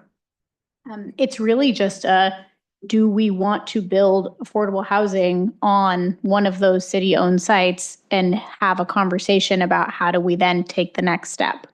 That would be the conversation that would be agenda. I'm not asking that question now, but agendizing that so that we can continue to kind of move the ball forward on affordable housing on city-owned sites for the coming, mandates. No, I think that's really good looking forward, so that we've done well because we've always had a plan where we're going next. And I think it's important that we continue that process rather than getting to our next cycle, finding out that we have more places than we have space for, and then we might end up with something that we or the public doesn't like. So I think it's a good awareness. Vice Mayor, did you have a comment? Yeah, there's some similarities to Councilmember Hagley's proposal, and that I'd like to get an idea of, first of all, if there's any work planned on this already, and if there isn't, what would be the lift on staff budgetarily and time-wise to insert this into their work within the coming year. And but the importance of it, I think, is evident to me. I think it's really good to get a jump on this stuff. It's going to take a long time for any good idea that is identified to be developed. So the earlier we start, the better. But I mean, is this something that we can feasibly really tackle within this cycle? I really don't have anything to add besides we, had a lot of meetings on housing last year during Measure O, and we did the capacity study. I think there's value in that. I don't know. That's not where, really it's looking at the community center. I mean, we've talked about that in the past, but way down the road, yeah, I feel like we've had discussions on West Plaza Park. We have something there that that kind of talks about what can go there, the max there. So I don't know. I'm not really inclined to add additional discussions at this time. So, but I guess my question is are we good to just not plan to build housing on either of those sites? I don't Period. think that's what anybody is saying. Okay, so if we do plan, great. So if we do plan to potentially build housing on either of those sites, what is the next logical step to take, assuming, right, it's going to take a decade? What's the next step, and how do we allow that to proceed under the goals of this council? So can I just say, ask a couple questions? Like, one is, does our housing work group have any work on this subject? Because I'm not sure that they do or don't. And two is, is it this goal setting that we need to do this in? I do think it's important. I don't know that it needs to be done in the next year, because we've got 155 Dry Creek going in, we've got Sajo Hills going in, we've got North Village going in. So we do have a lot sort of on the plate of that whole process too. And, the multicultural center at the community center is sort of starting up. I can't imagine that we're going to say build there anytime soon, or even West Plaza. I don't quite know what that would look like. There was some conversation years ago about that as well, but it just feels premature. I feel like, especially with West Plaza, when we were having those discussions, it was also to include some middle income housing and some things like that. So my concern is I don't want to just, this is affordable housing only, and this is affordable housing. Oh, I would totally be down to have it be like a mixed income model for sure. I mean, especially if, obviously, we know how many cycles it took to apply for funding for 155 Dry Creek. And, it just takes so long with the grant cycle or the tax credit cycle. So to have revenue sources like middle income units, because then you're not just looking completely for subsidy. I think that would be a great conversation to be able to have if we put it on the agenda of things to talk about in the coming year. And I think my concern is just if we kick the can down the road another year, we don't put it on our goals this year, then it's like now it's a year from now it's 2026 and we're going to talk about it in 2027. And then, it just everything takes a long time. So, Well, and I think from my standpoint, I would like to see a little bit more clarity come from the state in terms of, how much longer is our GMO going to be around? There's some other things that I would like to look at as we have these sites that, I agree with you. It's a discussion we need to have. I don't know about if we're getting ahead of ourselves having it now until we kind of see how the different things change and, do the RENA allocations, do they change based on the realities of what cities are able to build? So there's a little bit more information that I think so. I wouldn't put it as kicking the can down the road, but waiting for a little bit more information that will give us something new to digest and consider with a little bit more distance from, what we were working on all of last year, which is, higher density in certain locations, and both of these were kind of within those. Well, I guess the West Plaza part was excluded, but the community center was right there in that the housing. I forgot what we called it. Overlay? Yeah, the housing overlay district. So, Vice Mayor? Yeah, I wondered, I would like to get a foot in the door on this issue and get it started, but I'm wondering if, because kind of the way it's framed right now, it's a really big chunk, and it sounds like, the start is a big project. And I wonder if we could whittle that down so that we can get the ball rolling without, taxing all the other things that are going on too much right at this beginning stage. So I know maybe the ask is just some kind of, just to get some of the basic potentials, what we know now, what we've looked at in the past. People said, but we have looked at things at West Plaza. We did it in the density study. Maybe there was some other thought that went into that area at some point. Let's get that out in front of us. That at least kind of gets the ball rolling. And then maybe at the next goal setting, we can take it a step further. It's going to take a while. And I'm just concerned about trying to jump into something that huge amongst all the other stuff that we already have set in our goals and elsewhere. So can I make a suggestion? What I liked out of our meetings last year was the housing overlay. Thank you for reminding me what it was called, because I did like where we were going with that, and it's too bad that didn't pass. However, there was a lot we've talked about when we were out knocking on doors and feedback we heard after the ballot measure was on there from the community. And I think there is value in discussing a housing overlay district. I would be more interested in a discussion on, revisiting the housing overlay district, which would include that area, versus just focusing on affordable housing here and affordable housing here on these sites, where we start to have that initial community discussion, and whether it's this year or next year. I feel like that's where the value is, because I heard suggestions about, well, we could have an arts district, we have a senior district, we could have, certain areas are, lower scale, 2-story, 3-story, and then other areas could be higher density up by Dry Creek. So to me, that would be a discussion that I would be more interested in having, to gather that community feedback that from people that maybe didn't participate when we were doing the initial, all of our meetings, and maybe now they come and participate. But to me, that would be a lot more interesting to me than focusing on West Plaza Park and just the community center. So if I could kind of poll the council here, do we want to add this to this year's goals of looking at the bigger question I think that Councilmember Kelly's asking about? Or, well, what's your preference on this, adding this goal? I think the overlay in a well-designed conversation is much broader. We can capture a lot more, not only just city-owned property, but the whole town. And I think that that's something that quite frankly, I don't think I did a good enough job on that, the understanding and getting that information out. So maybe at some point, re-looking at that overlay.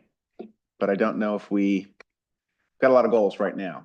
Yeah, I was gonna say, we need to focus, we're talking about this year's goals. We've got 44 projects. We've got limited budget. We've got budgets getting cut. I think we need to be really careful here on adding much. That's my major I concern. think it makes a good yellow sticky that we keep it there, keep it in mind. Can I just make Yeah, a go comment? ahead. So I think in my mind, the overlay is a zoning effort that our planning and building department, like Scott Diven, would oversee if we are looking at rezoning an area of town for housing. That is different. And I don't believe, I think that's a great idea, but I don't think we should move forward with it right now because of the priority development area with the station area plan that we got the grant funding for from MTC, and that is going to be a massive lift of a rezoning effort that we already got the funding to do that's going to happen. So I think in this coming year, that would be too big of an ask to also do the housing overlay. And I think we already had that conversation at council, if memory serves, that we said we're not going to move forward with I painstakingly say this because I would love to move forward with both, but I don't think we have the capacity staff capacity to do a housing overlay zoning effort and do the priority development area grant station area planning that we already have committed to moving forward with that is already in the goals. So the reason why I'm suggesting that we're just talking about those two or one city-owned site is because to me, that's more of a specific one site oriented conversation that Director Sotomayor would be kind of like in the quote unquote housing department's bailiwick as opposed to planning and zoning. Eventually, obviously, we'd have to rezone the parcels because it's not zoned for housing, et cetera. But that even just to have the conversation about, are we going to evaluate the feasibility of housing on either of these sites and to just have that conversation at some point in the next year is really the only question. And if it feels like we are already at capacity or that we already have too many other affordable housing projects going on, in my mind, it's like, I think 155 Dry Creek, North Village, and Saggio Hills, amazing, by the way, like huge pat on the back that all of these units are coming online in the next few years and we're doing groundbreakings and ribbon cuttings and it's happening. But at the same time, now that those are kind of out the door and into construction mode, now it's time to plan for like the next phase of when are we doing the next projects. Or we find ourselves kind of at the behest of developers who say, hey, we're going to come in with this shiny thing that we want, and we'll give you a handful of affordable units to help you meet your RHNA target. And then we're a little bit like behind the 8 ball on meeting our next RHNA cycle. And then we're like, okay, fine, please build that thing so we can get our affordable units. I don't like being in that position. I like having kind of more of a game plan to move forward with what we think we can build on our own sites. And we don't have that many sites per the presentation from Steven. So we really don't have that many options of where we could build the quantity of units we know we need. And sadly, we keep getting our low and very low income numbers we know are going to be high in terms of what we have to build. So, I mean, and the hope is that we're not continue to be subjected to the constraints of the GMO, but in the current era we are. So really what we can build is affordable right now. And the question is where can we build it? And right now we don't have a plan to build any more affordable units after we finish these 3 sites, which is amazing that we're doing these 3 sites, but it's like, then what? So that's the question I'm wondering if we can answer in the coming year. Vice Mayor? So I'm inclined to support this, but once again, I think it's important that that this first step doesn't create any prohibition in any other ongoing activities and goals. So if we can whittle it down to something that's not overwhelming time-wise, to get the ball rolling, I would support it. But if it means launching into this whole hog right now with a very detailed sort of study and public input and so on, I think probably it's too soon for that, and we've got too much on our plate. So if we can get the ball rolling with something meaningful, smart, and simplified, then I would support this. Can we go to our city manager and get his input? Sure. Thank you, Mayor. I think what I'm hearing the word feasibility a lot, and what, in my mind, what might be the appropriate manifestation of this goal would be a feasibility analysis for one or both of those sites. It's not nothing in terms of effort and probably cost, honestly. I think you'd want to have some economists on the team. But to me, that would be a meaningful way to start the ball on this under our current rezoning. I appreciate what you all said about rezoning. I too am excited to do a housing overlay, and I'll hold my position, which I appreciate you all understanding, which is I just don't think we can take that on while we also do the station area plan. So I know you all get that, and I appreciate that. But that means we're living for some meaningful period of time under our current regulations, which keep changing because the state keeps putting on different ways that our regulations mean less. With all of that said, to me, one way to get more information and decide if we want to move forward on one or both of these sites would be some sort of a feasibility analysis that looks at all of those new state laws, looks at our current zoning, and for both of those sites looks at what would be a pretty complicated obligation of having to either reconstruct parking, work around the community center, reconstruct, I'm not, it's not for me to say at this point what that project looks like, but it's a pretty huge cost burden on making those projects work. I think there's a non-zero chance what comes back is that all of those challenges don't necessarily yield a feasible project, but I guess that's the question. Is there something that could work there, and to do some sort of a study to evaluate, again, either or of these sites and say, well, just does it work? To me would be a meaningful step, because ultimately the way we make housing work on these city-owned sites is we put them out to market and solicit proposals. I suppose we could do that on these sites too, but I think we'd want to have more information and more of a solidified vision as to how we want to deal with the fact that valuable community assets are sitting there right now. So I hope that makes sense, but just to wrap up, I think the way you could move the ball a little bit forward on these projects would be a feasibility analysis that really kind of digs in and looks at those constraints and gives us some more solid information about, is there a viable project here? And if so, what does it look like? Can I ask what kind of capacity would that take staff-wise? I don't entirely know. I'm unfortunately without both of the relevant directors who would work on that tonight. My inclination is, though, that we would want to bring in some outside expertise to run some pro formas and run some numbers on these projects. So I think you have to, it's a multi-month. It's not, I don't think it's on the order of it's definitely different. I say this with hesitation, even bringing it up. It's not the downtown capacity study, but might be on the order in terms of capacity, in terms of what it would take on, which is, I don't recall exactly, but tens of thousands of dollars in cost and enough time on the staff side to manage and oversee 6 months of consulting work. I do agree that I think the appropriate, where we have perhaps some capacity, is on the housing side, not the planning side. I want to be very respectful of what we're going to need to do to make that station area plan work. So I'm not going to tell you we couldn't do it, but that might give you a sense of what the order of magnitude, what kind of level of work is. Thank you. Councilman Reagan? Would a feasibility study, would we have to give them direction that it's for affordable housing only? Because I'm not ready to commit to affordable housing only on either one of those sites.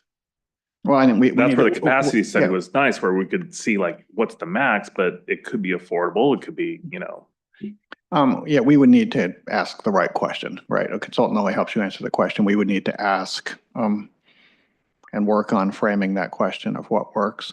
I'm not even sure, right? Our local affordable projects have gotten funded in the last 6 months by the skin of their teeth. I'm not sitting here immediately sure which option might be more viable. But I think we'd have to bake that into what we ask somebody to take a look at. Yes, I think I would. I mean, I like I said, the overlay, these discussions I think are important. But I think I would prefer to focus our energy on around the smart station, the CHAP area, and kind of what we're already looking at. Thank you.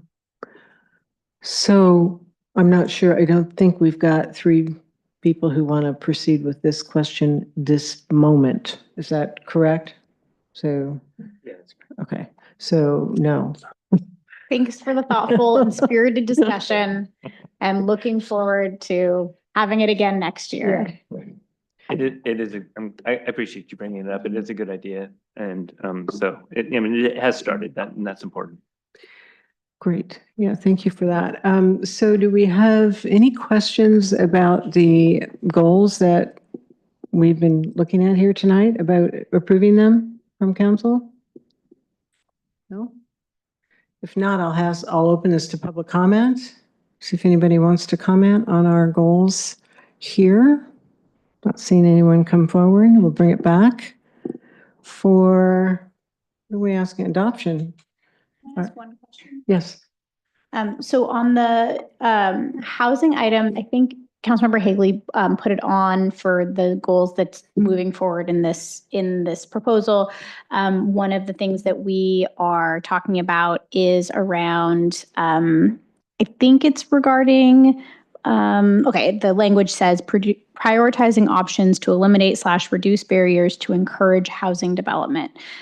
So the language says prioritize options to eliminate, reduce barriers, cost, fees, streamlining policies to encourage housing development within our current guidelines. Very supportive of this, looking forward to having it come back. I'm wondering if that is something where, like what, I'm asking the city manager, kind of what does that look like to you? Or are we going to do like a workshop where we can have, you know, a menu of items and kind of get into it more, just knowing that housing and development and affordability continues to be the #1 challenging issue that we hear nonstop about in the community, wanting to make sure that that item, as we have it on the goals and it's going to move forward, like what's the vehicle you think that how it will come back to us, given that we don't have a housing element work group anymore, and kind of like what's the right way to tackle it? Yeah, that's a great question. It is broad.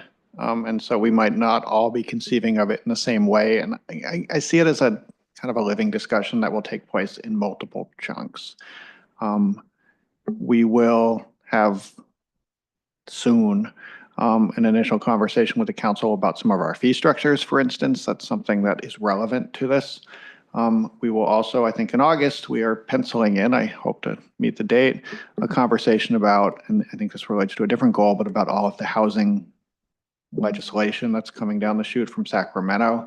I think that will give way to conversations about which of these tools, if we call them, some of them, we may or may not consider them good things or bad things, but they're here. And which of those should we maybe try to play up and accentuate as opportunities to get more housing in certain places? I think this happens in phases. I don't immediately know that there's an easy way to sit down for 2 hours and talk about all of the ways that we eliminate barriers. I think that right now, I'm not sure how we would structure that in a way that's kind of, we could actually work with. So I see this as kind of a recurring theme that probably comes back to you in a handful of chunks over the coming year. And that probably evolves a little bit. Obviously, we'll be looking as we do that for feedback from the council on where you might want to dig in more. So this is not going to be a one staff report and we're done kind of goal. That sounds good. I think the way that it's structured in this way that we have it written, costs, fees, streamlining, and policies, I think because it is such a monumental thing to really try to tackle, it would be nice, as you said, to break it up into chunks, but to give it the energy that it deserves in terms of how we can embrace all the different components of it. So that would just be my request, is as it's, it's not just like one quick item from a staff member in one meeting and all of a sudden we're like, yay, we solved housing, because we know that it's going to take a lot more than that. I wish we could, right? Magic wand, magic. Yeah, Councilmember Higley. And I don't remember all the specifics, but part of what inspired that was Buffy Wicks had commissioned an entire study on how you can cut through some of the red tape, things like that. There was, after the fires in LA, there's some resolutions that were passed about different creative ideas on how we can streamline things. You're seeing some of those on the Coastal Commission, I'm sure now. There's a lot of great ideas out there. The County of Sonoma has done some things with waiving fees. So I think that's kind of my thought is, all right, we know that we are very proactive when it comes to housing. Are there things that we can do? What are the ideas in the context of Healdsburg? Because I think anybody that's been on council with me knows I don't like the idea of, well, this city had an ordinance. Let's just change Sebastopol to Healdsburg and let's do it. So we're very unique. We can do things our own way, but that's kind of where that came from. So yeah, there's a lot of things that will go in there, but I think there's, to the city manager's point, once we kind of see where things are coming down from the state, that is really going to help inform us and maybe even put some wind in the sails. Thank you. Councilmember Kelly, you had another comment? No? I move to adopt approve the city council goals for fiscal year 25-26. I'll second. Could we have a roll call vote, please? Councilmember Edwards? Yes. Councilmember Higley? Yes. Councilmember Kelly? Yes. Vice Mayor Harrod? Yes. Mayor Mitchell? Yes, thank you. Thank you for that good discussion. Thank you, City Manager, or Assistant City Manager for first report. Appreciate it. Good job. Okay, so moving on to new business, we've got the speed limit reduction evaluation. Welcome. Thank you. Thank you. Good evening, Mayor Mitchell, Vice Mayor Harrod, City Council members. Kurt Bates with your Department of Public Works and Transportation. I'm pleased to be here tonight to introduce for your consideration the speed limit reduction evaluation proposal to decrease speed limits on various street segments in the city of Healdsburg as allowed by recently changed state law and updated guidance in the California Manual on Uniform Traffic Control Devices. Next slide, please. City staff worked with the Sonoma County Transportation and Climate Authority staff and the selected design consultant, Farron Pierce, to analyze existing street segments and create this proposal to decrease speed limits on various street segments within the city. Tonight's agenda includes the following. This speed limit reduction evaluation is part of the overall countywide Vision Zero Action Plan project. We will discuss speed limit reduction evaluation purpose, the updated process for setting speed limits, the recommended speed limit reductions, as well as next steps, and then questions at the end. Next slide. At this point, I would like to turn it over to Margot Ocañas with the Sonoma County Transportation and Climate Authorities to talk more about the speed limit reduction proposal and the overall components of the Vision Zero project. It has been great to collaborate with the Sonoma County Transportation and Climate Authorities, and Margot has been the lead with SCTCA for the overall Vision Zero project, which for Healdsburg includes both this speed limit reduction effort before you tonight, as well as currently ongoing project to update the city's safe routes to school planning documents, which will be presented to council for consideration at a future date. Margot? Well, thank you, Kurt. Pleasure to be for the city this evening. It is my first time. So again, a pleasure to be here. It's a beautiful city, and it has been really wonderful partnering with Kurt and Larry Zimmer. It was wonderful to hear about your city goals and that movement of infrastructure and blending with your climate mobilization strategy. Kind of a great segue for the fact that we have recently rebranded ourselves, as Kurt called out, from SCTA and RCPA to the Sonoma County Transportation and Climate Authorities, really with that intent and deliberate focus on transportation improvement and climate.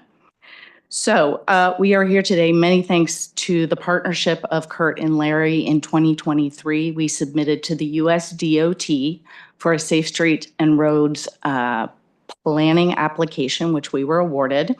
And for that project, there are two very distinct City of Healdsburg tasks. Again, as Kurt mentioned, the umbrella project is the countywide Vision Zero Action Plan with those two specific City of Healdsburg tasks.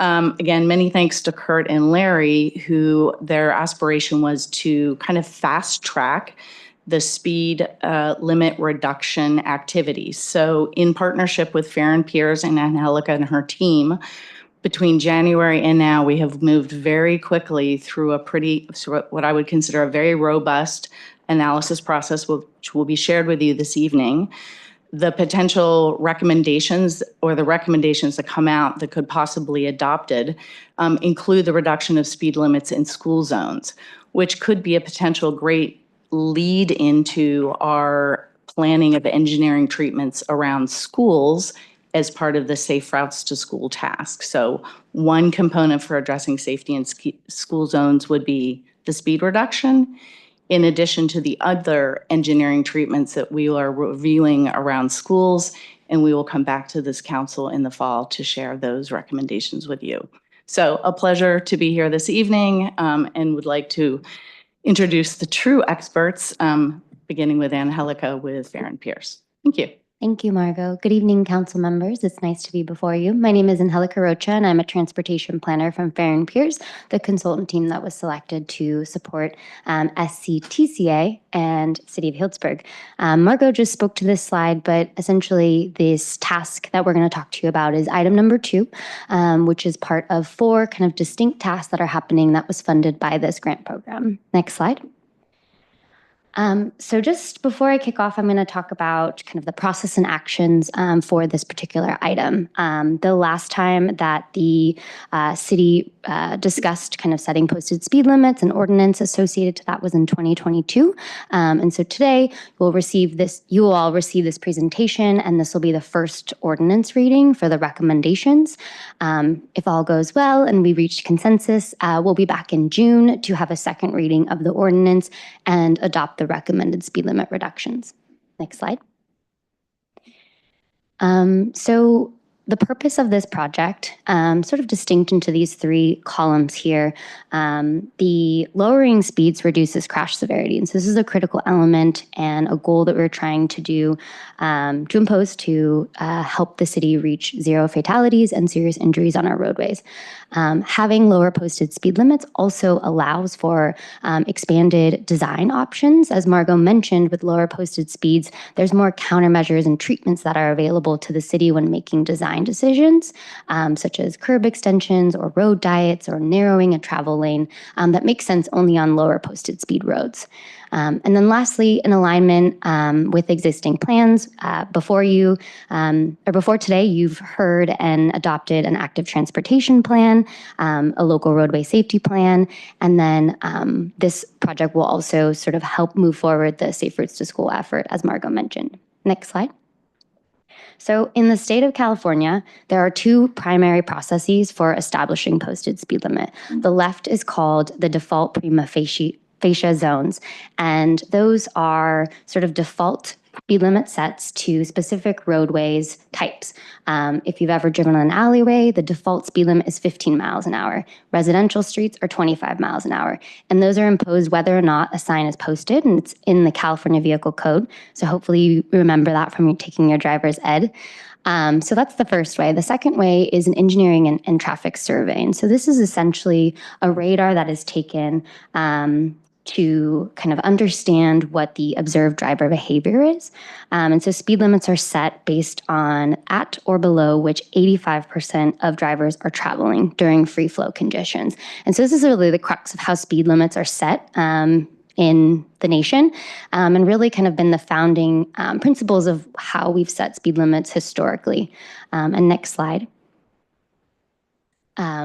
But there's been, as Kurt mentioned, changing legislation at the statewide level to enhance safety.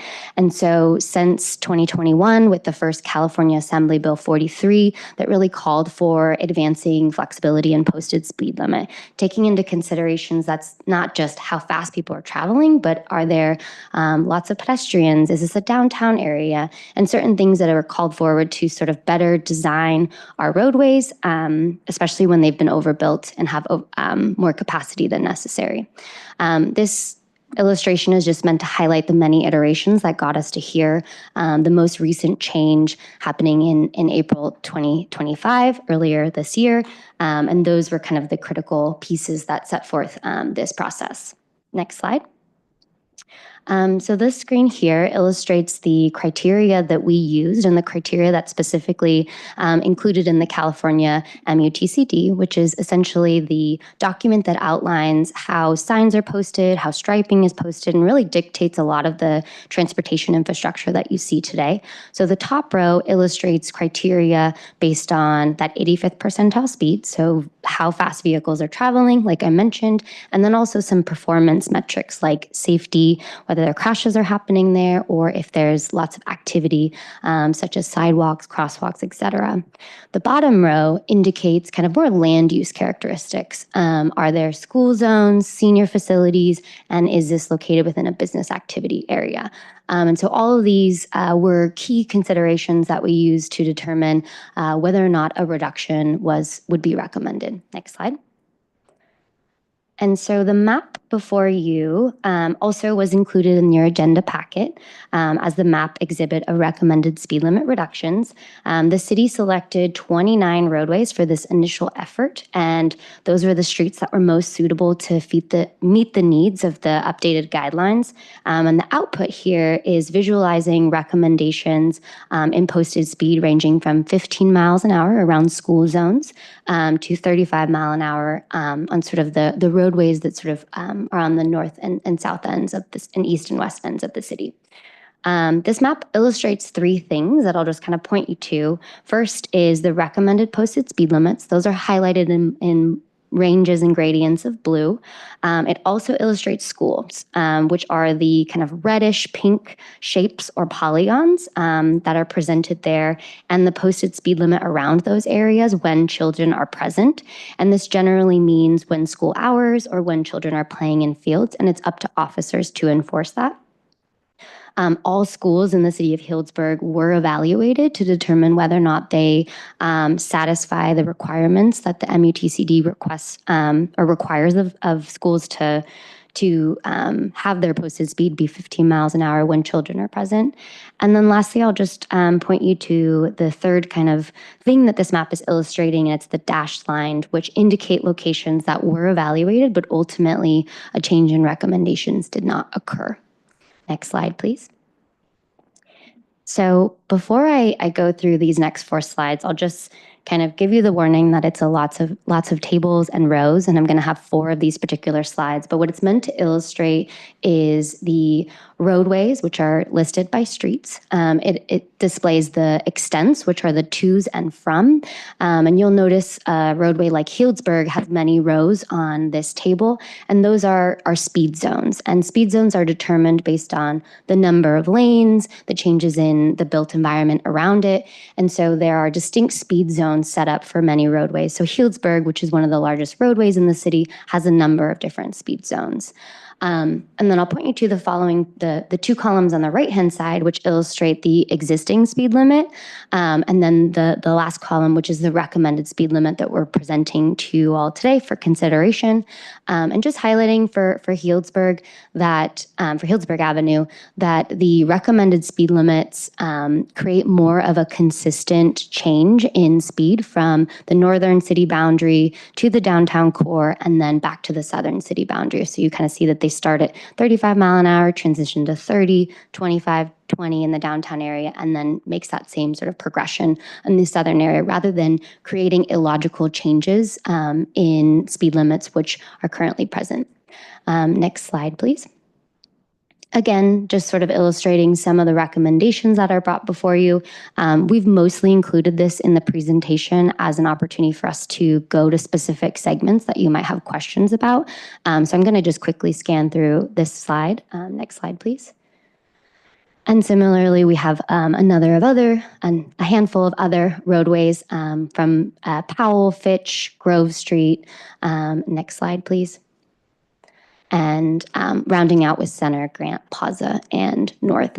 And I will just note that in the agenda packet, you received a table that that indicates more details than what's described here on the screen before you, which indicates kind of when there was, it indicates the criteria that was used, which was, the column is titled applicable speed limit criteria. So those criteria, as I mentioned at the top end, what we use to consider that reduction recommendation. And then lastly, kind of why the recommendation that's being proposed to you here. And with that, I will pass it to Kurt. Thank you for your time. Thank you, Angelica. So the next steps for this item would be for council to weigh in on the recommendations presented to you tonight. And then subsequently, staff will finalize the engineering and traffic surveys and bring back to council for a second reading to adopt an ordinance with the updated speed limits. Then the ordinance would take effect 30 days after adoption of the ordinance. And at that time, staff would be posting updated speed limit signs in the affected areas. And that would include removing and replacing existing signs where the speed limit has decreased and installing new speed limit signs where there were previously no signs. And it's important to note that it's required that law enforcement would only be able to issue warning citations for the 30 days following posting of the new signs to allow people opportunity to get used to the reduced speeds. And then it's also important to note that the item before you tonight, as Angelica mentioned, it looked at various street segments in the city, and that in the future, with the new tools, with the law being changed, we have the tools in place now where we can look at other street segments, and council may direct staff to do so in the future. Next slide. So with that, the recommended action tonight is to introduce for first reading by title only, waiving further reading of the text, an ordinance of the City Council of the City of Healdsburg amending section 10.50.050 of the Healdsburg Municipal Code, prima facie streets established by engineering and traffic survey regarding speed limits in the City of Healdsburg. Next slide. That concludes this presentation. With that, the team is here and available for questions. Thank you for that report. Does council have questions? Ron? Yeah, I've got quite a few on this, as you know, from my many years of driving, and it has always been, if it's unposted, it's 25 miles an hour in California. There are new technical gadgets such as Waze, radar detectors, things that display the posted speed limit. How long does it take from a change of a speed limit in a municipality to show up in those type of informations like GPS and Waze? Thank you for the question, council member. I do not know the answer to that question. I'm not sure if anyone else on the team does as well. Sorry about that. I don't work in app development, but this is something we can certainly explore and would be happy to respond back. Yeah, because I mean, to me, that's important to know before I make a vote on something, to know what the effect is, because how do you know? The other question I have is, are we looking at upgrading or repairing any other type of street signs that I know we've gotten some complaints about faded signs and so forth? Are we looking at improving those signs or just removing and changing speed limit signs? So this action tonight is just for speed limit signs. However, if there are other traffic signs in the city, we can certainly look at replacing those signs as needed. I'll just add to clarify that. My understanding that I think Councilmember Edwards is referring to is some of the street signs that are overhead in the intersections. And we are looking to update those, but it's a different process. You guys can jump in, but I think it's I know we brought this up, exponentially different cost discussion if you're looking at getting up there in the intersections versus. We're aware of both of the larger overhead signs, which are more costly to replace because it requires a contractor with two person lifts to get up there to be able to put that sign in there, and the traffic lane closure, which has to move as they move to both sides or all four corners of an intersection. It becomes quite costly, and we don't have the funding in the current fiscal year. We have purchased many of those signs. We're also aware of some of the smaller street signs, and that's part of our regular maintenance, the bottom of the iceberg, as Assistant City Manager was referring to before. And there is some deferred work in replacing those, but it's not terrible and we are keeping up with it. But tonight's item is just this. It's really passing this ordinance to change the speed limits. And then we're going to follow through with moving some money around to be able to change the speed limit signs before we do anything. Okay, yeah, my question was just in our priorities. That's what I was trying to get Yeah. at, so.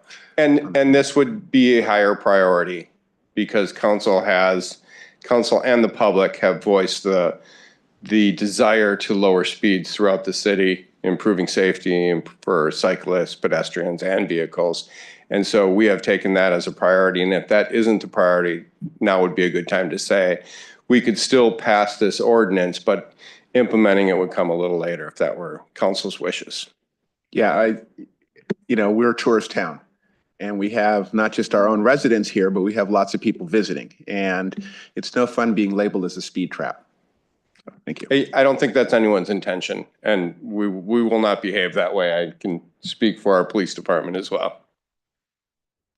Sorry if I may circle back to your first question. I just quickly searched Google and it looks like Google makes updates every 24 to 48 hours. And it makes updates between 500 and 600 times a year to posted speed limit. But one thing I think that's critical to understand is that while an app may take some time, 24, 48, et cetera, hours to update, that doesn't influence the officer's ability to enforce, since speed of vehicle a driver should be using the speedometer on their vehicle and are required to have a speedometer that is working accurately.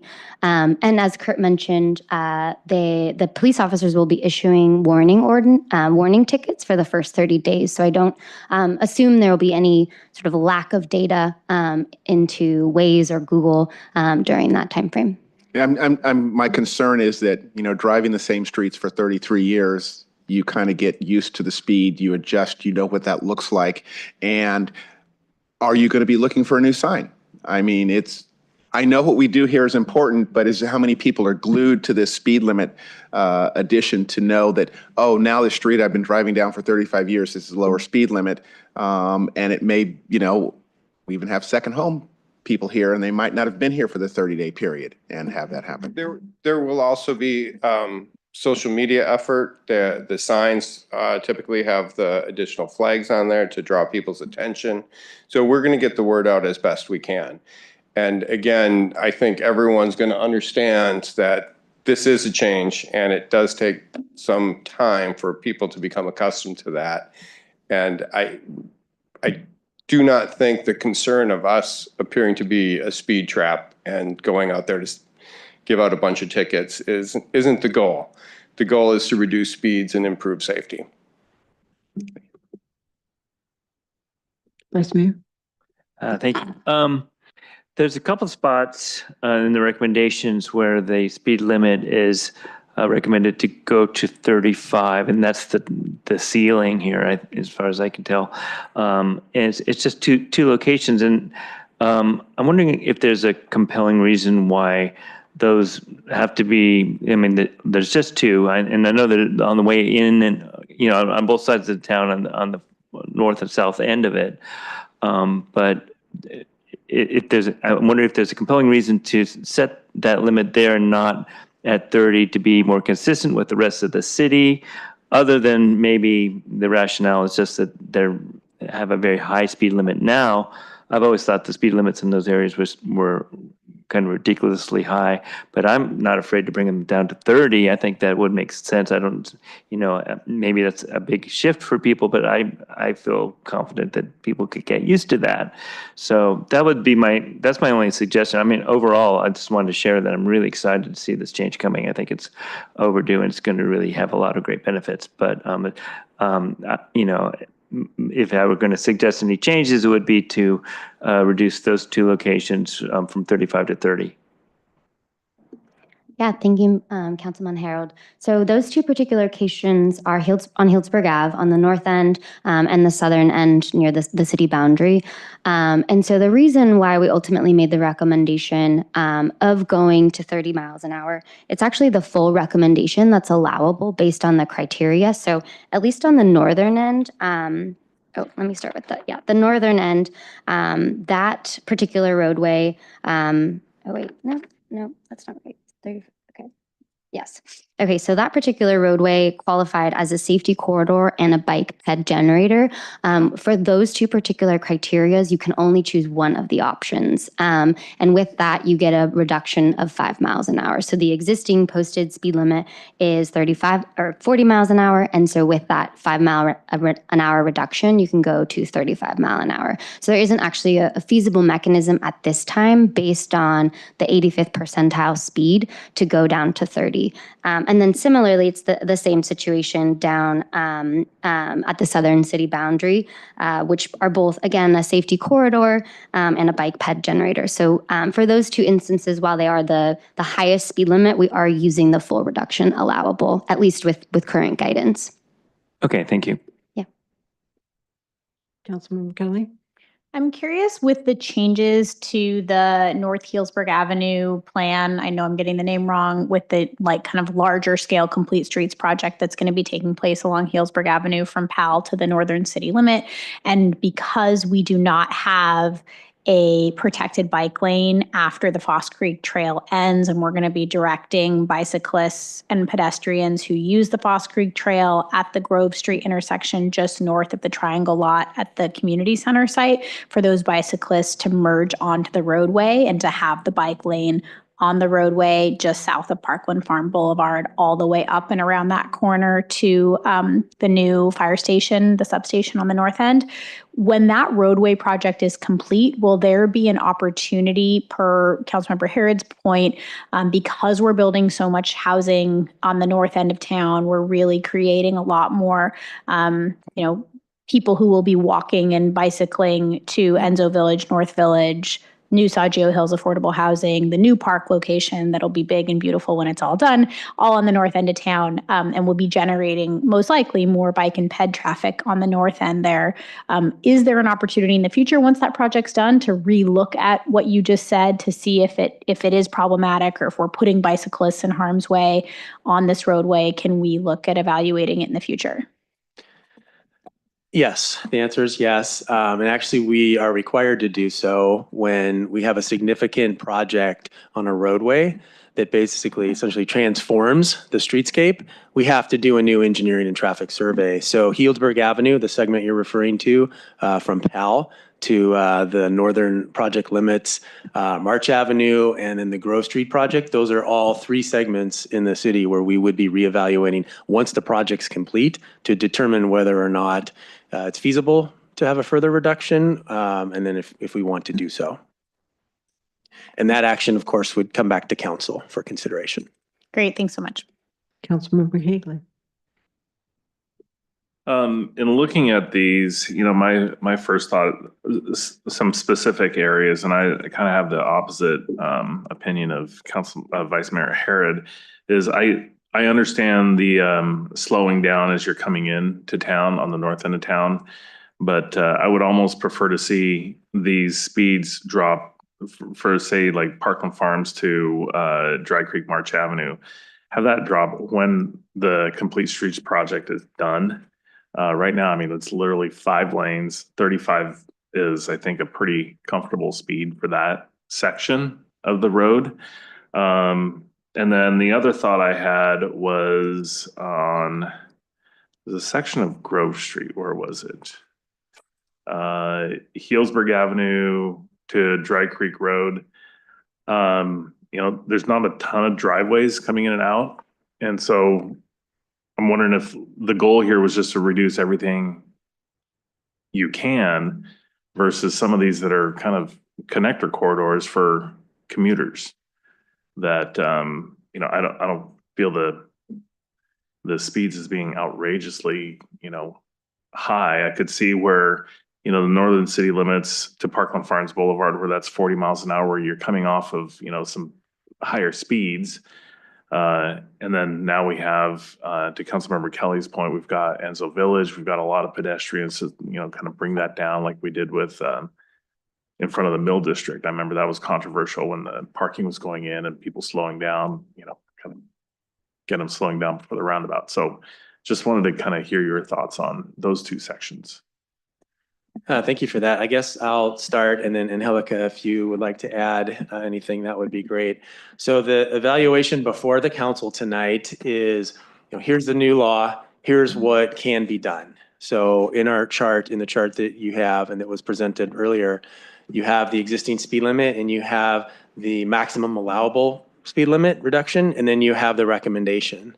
And so it's really up to the council's discretion tonight on, what you choose to do.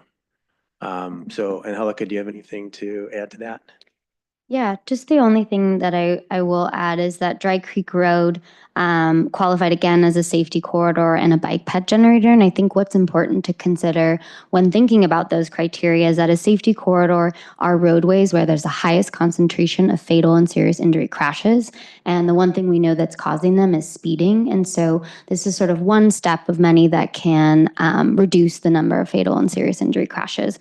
Additionally, it's bike ped generator, meaning that there is a lot of different activity beyond vehicles. So something to consider. And I think your second question there was the goal to reduce to the maximum that you can?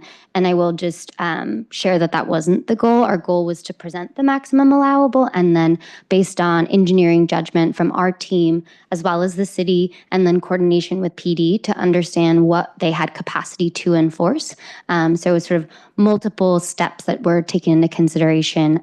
There are many roadways that we are recommending a reduction of at least 5 miles an hour, but there's very few roadways where we are taking that maximum allowable because we wanted to make sure that it's logical for drivers to understand. It makes sense given the land use and the characteristics of the particular segment.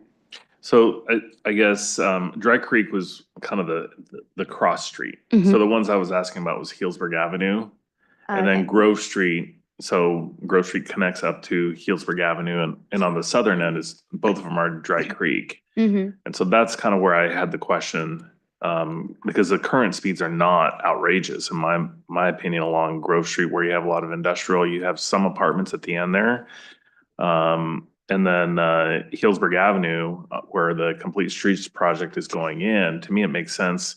Once that project is done, then, it drops down. I mean, it's not anything I'm gonna jump out on, but it seems to me like that would be the appropriate time to do that. Yeah. So just specifically on Healdsburg Avenue and Grove Street, Sure. those Could we segments. pull up the slides quickly and go to the slide that's associated with Healdsburg Ave, just so we can get a sense. Because as Kurt mentioned, sorry? The map or the table? The table, I think is. I think the map's also helpful. We kind of went through it fast, but it shows all the streets you looked at where you're Yeah. not recommending a change. And I Mhm. think that's also helpful to see kind of how the evaluation and the expertise came into play. Yeah. If you think that would be better than the table, that makes sense. And so just to clarify, we're talking about Healdsburg Ave, and it's specifically the segment that's between Dry Creek and Powell. Is that correct? Or No, Dry Creek and Grove Street. okay, so sort of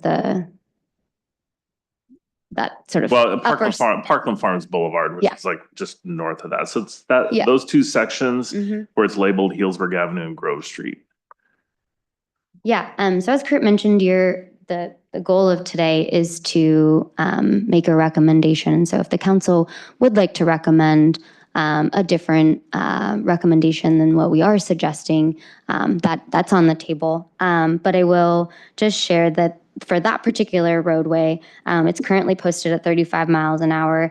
And with the criteria that's allowable, it's the rounding down criteria. So when a radar is between a posted speed limit, you can round down.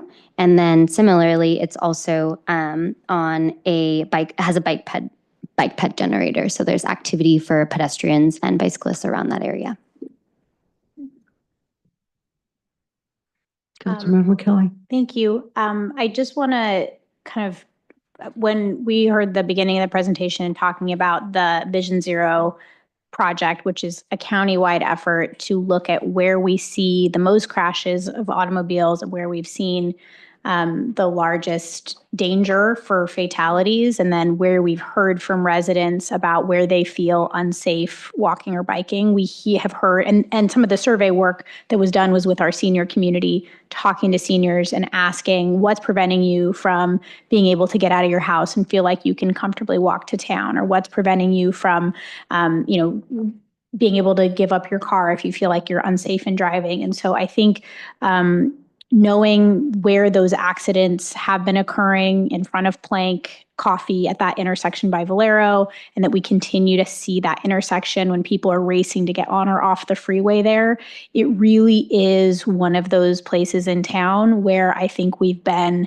incredibly lucky that we haven't had more fatal accidents at that intersection, because I've seen so many close calls there, and we have the data that supports we're having challenges in and around that Grove Street and Dry Creek Road area. So while I don't think reducing the speed limit is going to be like the thing that makes it, that much more safe, we know we have a big future project that we're going for a $16 million grant to change that intersection someday.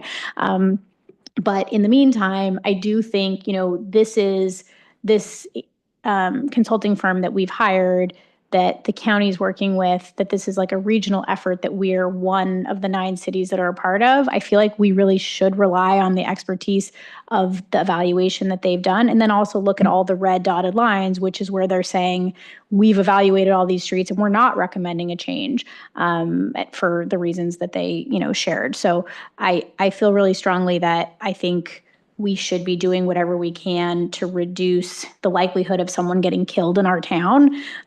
That's like our job as public safety, and that because they've worked with police, and their consultation on this, that we should trust the experts. And yeah, people might grumble like, oh, it's going to take me 2 minutes longer to get to where I'm going, but we might save someone's life. And I feel like at the end of the day, the balance of that is like worth the hassle of reducing your speed 5 miles an hour. And so I want to support the recommendations, and I feel really strongly that this is one of those things that we have the ability to actually improve people's ability to get in and around our town, to get out of their cars should they want to, or just to slow down. And frankly, lives will be saved because of it. So it feels like a pretty compelling reason to me. Thank you. Yeah, I have one follow-up question. I know that on North Street, from Center to Healdsburg Avenue, or from Center to East Street, there was a speed survey radar on those corners. Were all of these streets where the suggested, because we got the 85th percentile, was there a speed survey done on all of these streets?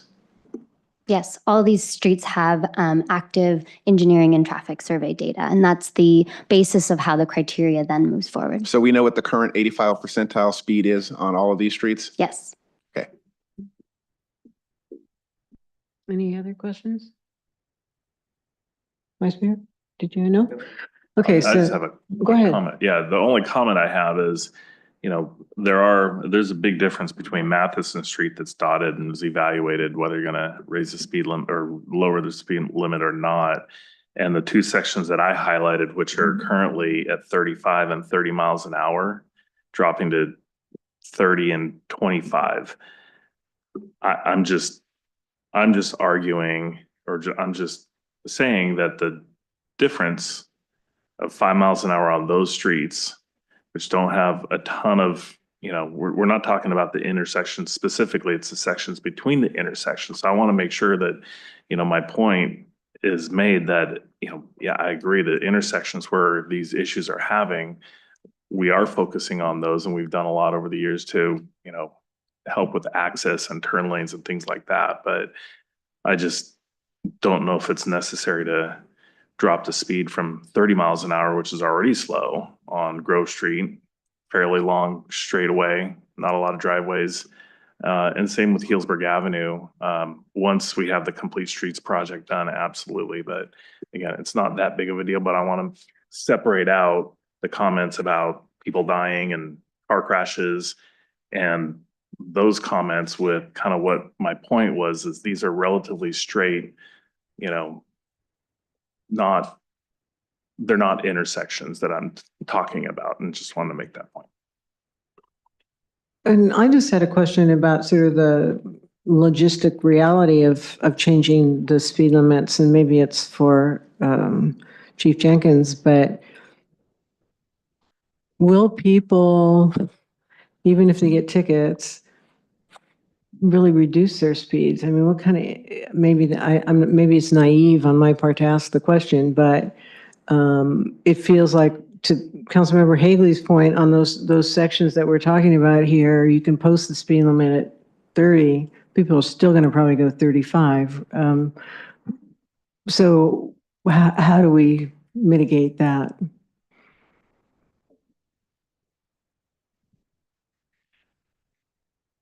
I don't know really how to answer that question. You write tickets. Sorry. No, it's okay. There are people who are going to drive whatever speed they're going to drive, regardless of whether they get a ticket. I know there's people that will get tickets and they have it mapped out to, I can do traffic school every 18 months, so I can afford one every 18 months.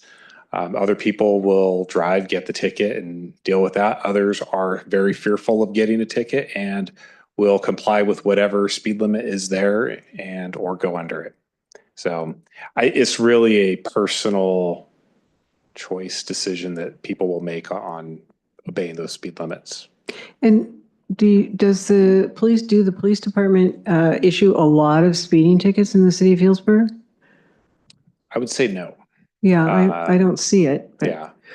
I don't have the numbers off the top of my head, but I know it is on our lower end of where citations are written, speed. And are there a lot of traffic accidents as well within these regions, within the city as well? So our major traffic collision areas are along the major corridors. Dry Creek and Grove is a cluster of collisions that we experience. If we were to heat map it, it'd be there. You'd see a few downtown, and March, Dry Creek area would be another cluster. Okay, thank you. Yeah, it just, I certainly appreciate lowering speed limits. I just wonder if we're going to really achieve what we want to do here, the way people drive and their habits. So, Yeah, I'll follow up. yes, thank you. So just a couple of things that came out of that discussion. So one of your first questions was kind of people following the speed limit. So I'll address that in just a second. But your second question was, where are traffic collisions happening? And so as part of this analysis, we did look at all roadways in the city of Healdsburg and narrowed in on the roadways that have the highest concentration of crashes, and mostly fatal and serious injury crashes. And so that map is available to you in the methodology document that's in the agenda packet. It is attachment A, I believe. And so that's readily available to you to explore many of the roadways that are presented to you on the screen, and then in the table, wherever you see safety corridor under the applicable speed limit reduction criteria, means that that is a roadway that has the highest concentration of fatal and serious injury crashes and collisions overall in the city.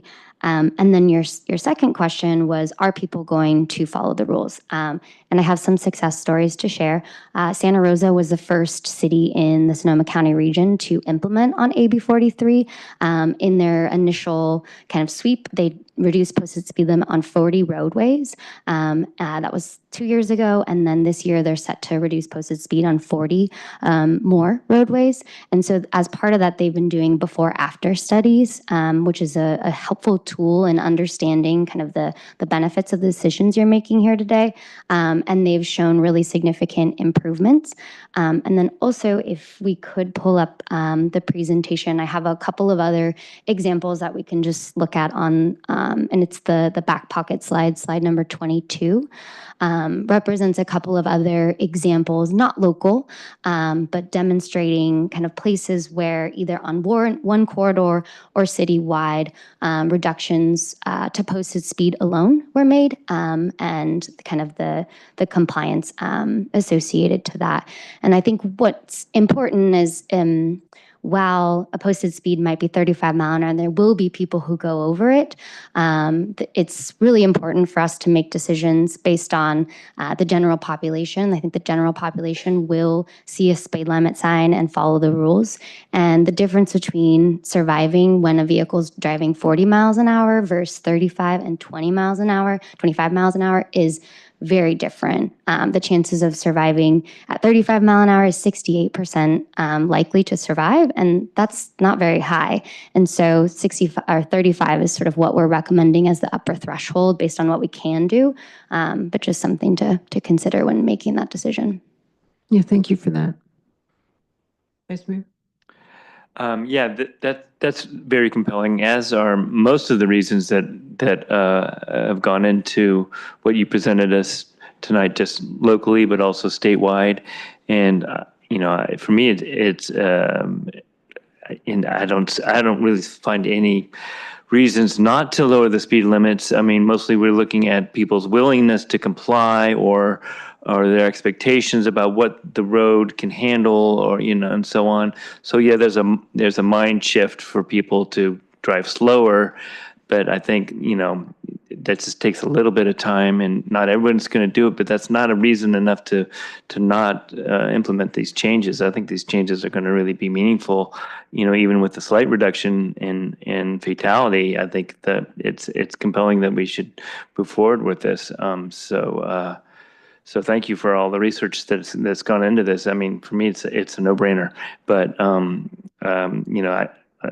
it's good to consider what people would like to drive, but I don't think in the end it's really that important. Thank you. So if there's no further questions right now, we'll open this up to public comment. Do we have anybody? Welcome. My name's Laura Bracken. I live on University Street, right around the corner from Ron, between North and Piper. And I know University Street has to have the emergency vehicles. Totally get that. But there are a lot of seniors, kids, dogs that walk along that street. My neighbor just lost her dog by a car that was driving probably 40 miles an hour. And for some reason, they seem to go from Piper to North and just speed up like crazy. And it was pretty traumatic, and that was just a dog, but it was her dog. And I would just like you to take that into consideration. Thank you. Thank you. Seeing no one else, I'll bring it back. Would someone like to make a motion? Before we make a motion, everything about the principle of this, I agree with. Lowering speed reduces the impact traffic. I know that on my street, they consider that north to Piper a raceway because the street widens up, it goes fast there. But this to me is about changing behavior. And I don't think we have done enough in the front of this to change the behavior before we change the law. I just feel better that when people understand the law, what's coming, this is what we're going to be doing. It has been talked about, but it hasn't been publicized. I would have liked to see signs going out of, we're going to be reducing speed, social media comments, post about this is what was going to happen beforehand. I think law is, to me, is not strong when you say, well, we're going to change the law now, but we're going to give a 30-day exception.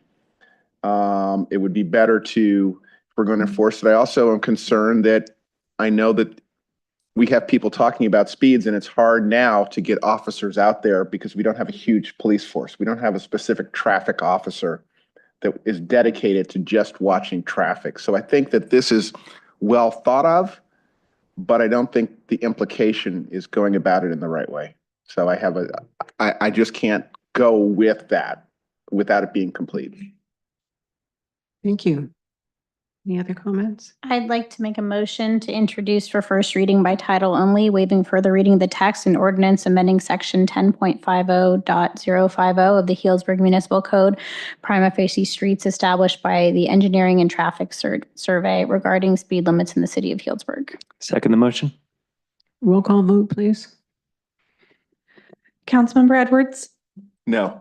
Councilmember Higley, Yes. Councilmember Kelly, Yes. Vice Mayor Harrod, Yes. Mayor Mitchell. Yes. Motion passes. Thank you. Thank you very much for the report and the information.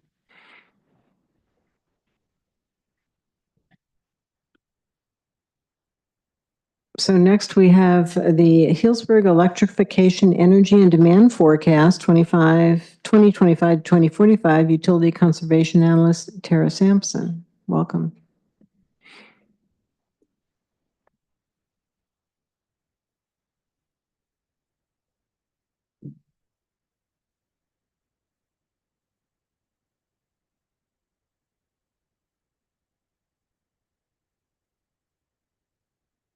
Hello, Mayor and Council members. Thank you for having me here tonight to discuss energy and demand scenarios model, one of the actions from the climate mobilization strategy. My name is Tara Sampson, our utility conservation analyst, and we also have Ryan from Rinkin Consultants joining virtually. Tonight's recommended actions are to receive an informational presentation or an informational report on the long-range energy and demand forecast to estimate future electricity consumption and peak demands, accept the most likely scenario forecast with a planning margin from the community-wide energy and demand forecasting, and direct the utility director to bring forward additional renewable and zero carbon resources for City Council consideration to meet increasing state requirements. Next slide. Starting with some background, the Climate Mobilization Strategy, CMS, was adopted in 2023 with a major focus on building and transportation electrification to achieve greenhouse gas reductions. Electrification meaning switching from fossil fuel appliances and vehicles to electric alternatives, as well as a focus on clean energy. Next slide. In addition to the CMS targets, market trends for heat pump adoption are increasing for both HVAC and water heaters, as well as cumulative electric vehicle sales in California. Next slide. How does Healdsburg plan for this increased electricity consumption and peak demand? The very first action item listed in the CMS is to develop an electric energy and demand forecast. We've completed these first two boxes to develop an energy and demand model and then model various electrification scenarios to see their impacts. And now we need to use the model results to guide new energy procurements and identify future resources, policies, and programs to limit negative impacts on the grid. Next slide. For the model, the intent was to develop a long-range energy and demand model that Healdsburg Electric that we can use to estimate electricity consumption and peak demand through 2045 under various electrification scenarios.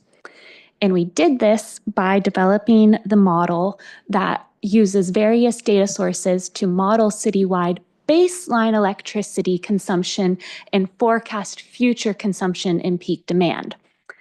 This included establishing an hourly baseline, building in electrification inputs, developing the scenarios, and determining the results. Next slide. As shown here, a variety of data sources were utilized to develop the baseline model and the electrification changes from buildings, EVs, and on-site solar. Next slide.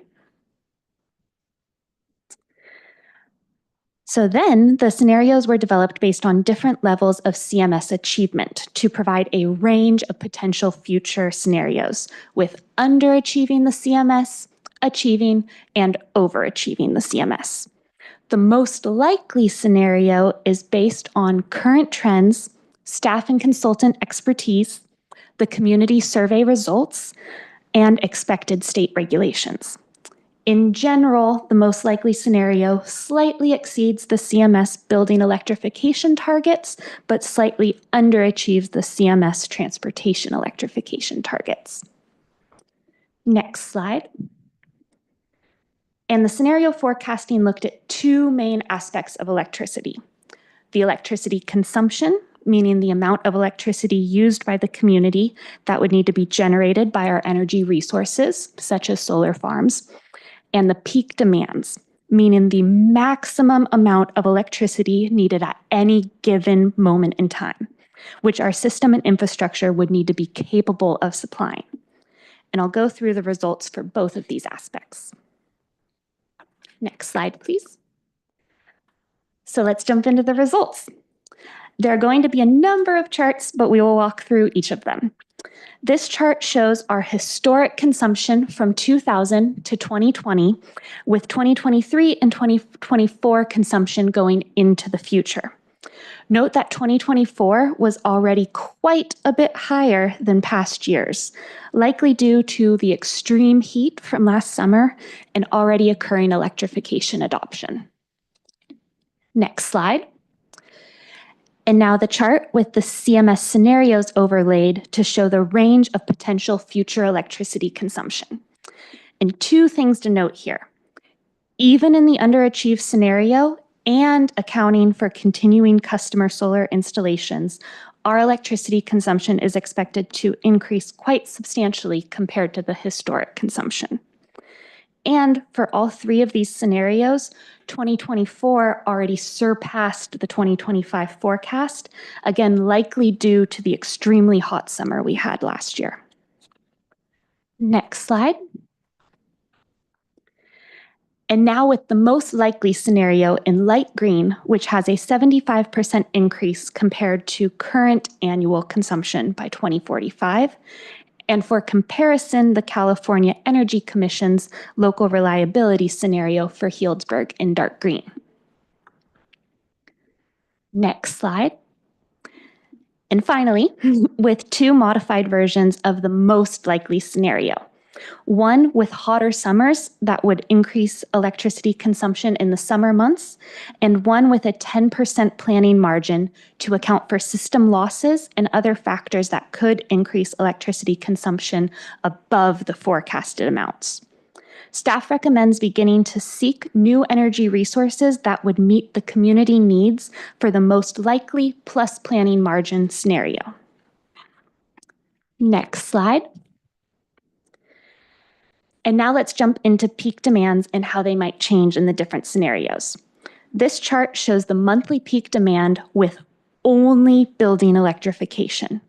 As time goes on, you can see in the 2045 chart in the bottom middle that with only building electrification, our peak demand would continue to be in the summer evenings, but the winter demands would also increase with the adoption of electric heat pump heating. And all scenarios were relatively similar with their peak demand trends. Next slide. Let's add EVs. And adding EVs on top of building electrification demonstrates that future peak demands will be driven predominantly by EV charging behaviors, with our peak demand eventually transitioning to the winter mornings and increasing by 44% in the most likely scenario compared to the current peak demands. This is in part due to the assumption of EV drivers predominantly using a delayed finish by departure, meaning have my vehicle ready by the time I need to leave, charging behavior, which has some overlap in the morning with charging finishing up while residents are beginning to get ready for their days, as well as morning heating in the winter. On the next slide, the model actually allows us to look at a variety of EV charging behaviors. And shown here is how those different EV charging regimes would impact the most likely scenario. The black line is our current peak demands, and the lime green line is the Healdsburg specific scenario and charging regime that we just saw on the previous slide. The orange line, best case charging, assumes smaller sized EVs, more workplace charging, and an immediate, as slow as possible charging behavior. The teal line, the one on top there, is the base case charging, assumes smaller sized EVs, no workplace charging, more driving, and and an immediate, as fast as possible charging behavior. And you can see that keeps us with the summer peak, the summer evening peak. An additional worst case scenario with larger sized EVs, no workplace charging, even more driving, and a delayed start at midnight charging behavior was also modeled, but it is not shown here because it was literally off these charts and did not allow for us to visualize the difference between these other scenarios. Well, that's a lot to take in. The critical point here is that we need to diversify and manage EV charging to minimize the impacts to peak demand and move EV charging to take advantage of excess daytime solar as much as possible. Next slide. To summarize, by 2045, building electrification could increase electricity consumption by 17 to 21% in the underachieve to overachieve scenarios.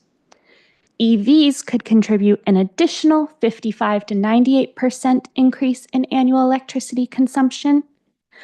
But by 2045, in the most likely scenario, we expect a 75% increase in our annual net electricity consumption and a 44% increase in our peak demand. The building electrification impact is smaller than EVs due to the efficiency gains from heat pumps and on-site solar offsets. And again, best practices for EV charging behaviors are critical. Next slide, please. As with any forecast or prediction, there are a number of variables that could increase or decrease what happens in reality. Aspects that could increase the results include accounting for transmission and distribution system losses, hotter summers, additional appliances that are capable of electrification but were not in scope to model, new construction above the scenario model inputs, new state regulations, and EV driving behaviors. For example, EV drivers intentionally filling up in Healdsburg could increase annual consumption by another 18%. Aspects that could decrease the results include higher energy efficiency and different levels of all-electric new construction. For these reasons, staff recommends applying that 10% planning margin to the most likely scenario. And the margin, as well as the forecasted results, could also be reevaluated in a future model update. Next slide, please. But what does this all mean for Healdsburg? There are state renewable and zero carbon targets that increase over time, up to 100% by 2045. The next upcoming compliance will be 52% by 2027, then 60% renewable by 2030, then a total of 90% renewable and zero carbon by 2035, 95% by 2040, and 100% by 2045. The black line shown here is our historic and average current or planned resources, already including the new solar project to be completed in 2028 and phased conversion of the Lodi Energy Center to green hydrogen. The different color lines are where we would need to be for the model scenarios to meet the state requirements. Therefore, for example, the area between the black and purple lines in this is the gap that we need to fill with new renewable and zero carbon energy procurements to meet the state requirements. Next slide. And what could filling this gap look like in the most likely scenario? As I mentioned, the requirement is 52% renewable in 2027. With 2027 quickly approaching, it is most likely that we will use historic renewable energy credits to meet the state compliance, though there are some upcoming solar and battery contracts available through the Northern California Power Agency. The state requirement is 60% renewable in 2030, and after 2030, we must maintain a minimum of 60% renewable with increasing zero carbon sources such as large hydroelectric and green hydrogen. In 2035, to meet the state requirement, we would need all of our existing and currently planned resources, which includes an assumption of converting at least 60% of the Lodi Energy Center to green hydrogen. Plus, we'd need an additional 23 to 29,000 megawatt hours of renewables, which is 52 or more acres of solar, and a wet year with higher than average hydroelectric generation, which can vary widely from year to year. Next slide. To provide an idea of costs for new energy procurements, it is about $650,000 to $750,000 per acre of solar installation, and battery storage is critical paired with new solar installations to capture excess daytime solar and allow us to provide electricity 24/7, 365. And there are costs associated with new renewable and carbon-free energy. Next slide. And much like the rest of the state, Healdsburg will need to reinvest in its electric distribution system. For understanding order of magnitude cost estimations for infrastructure improvements, this includes replace and/or expand transformers at Badger Substation, increase wire and cable sizes to deliver more power, and increase local distribution transformers, the green boxes, to feed EV charging and new heat pump loads. Next slide. However, increased electricity consumption will generate additional revenue from selling more electricity to help offset some of these increased operating costs. And to lessen rate impacts, costs would need to be phased in over time, predicted by long-range energy and peak demand forecasts like this, and considered in the next electric rate study for 2027. Next slide. So the next steps are to work with the NCPA to identify desirable renewable energy contracts to fill the state requirements gap and bring those to council for consideration. Identify infrastructure needs and bring those to council for future consideration and incorporation into future rate studies, and continue working on the CMS actions to promote electrification while reducing grid impacts. And there's a list of programs and actions that we have to do that there. Next slide. This is just a reminder on tonight's recommended actions. And next slide. I'll take any questions or comments, and we also have Rinkin on the line if there are technical questions about the modeling. Thank you for that report. Very complex, made as simple as you can, I think, for us. Thank you. Do we have questions from council? Councilmember Kelly?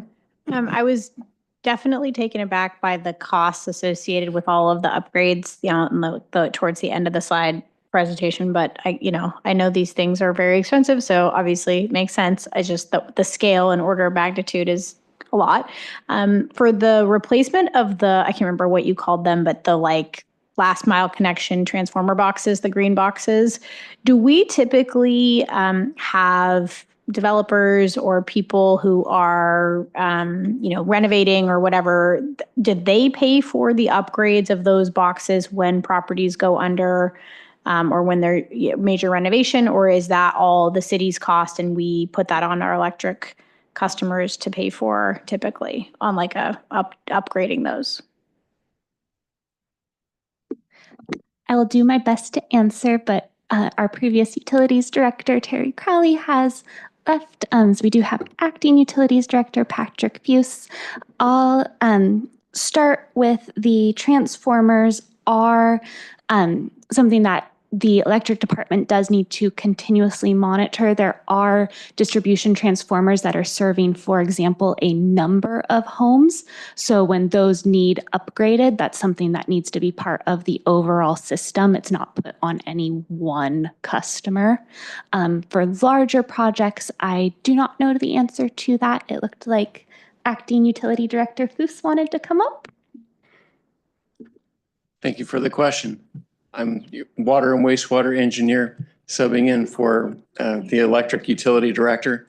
The correct answer to your question is, as a project comes forward and it requires a new transformer, that's part of the project that they would need to, part of the cost that they need to bear as part of that project coming in.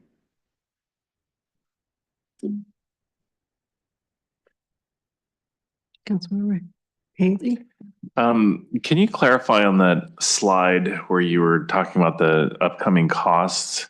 I just want clarification. Are those costs of projected improvements based on the projected electricity needs requirement by our community and visitors, or is that to meet the state mandated goals that are being set?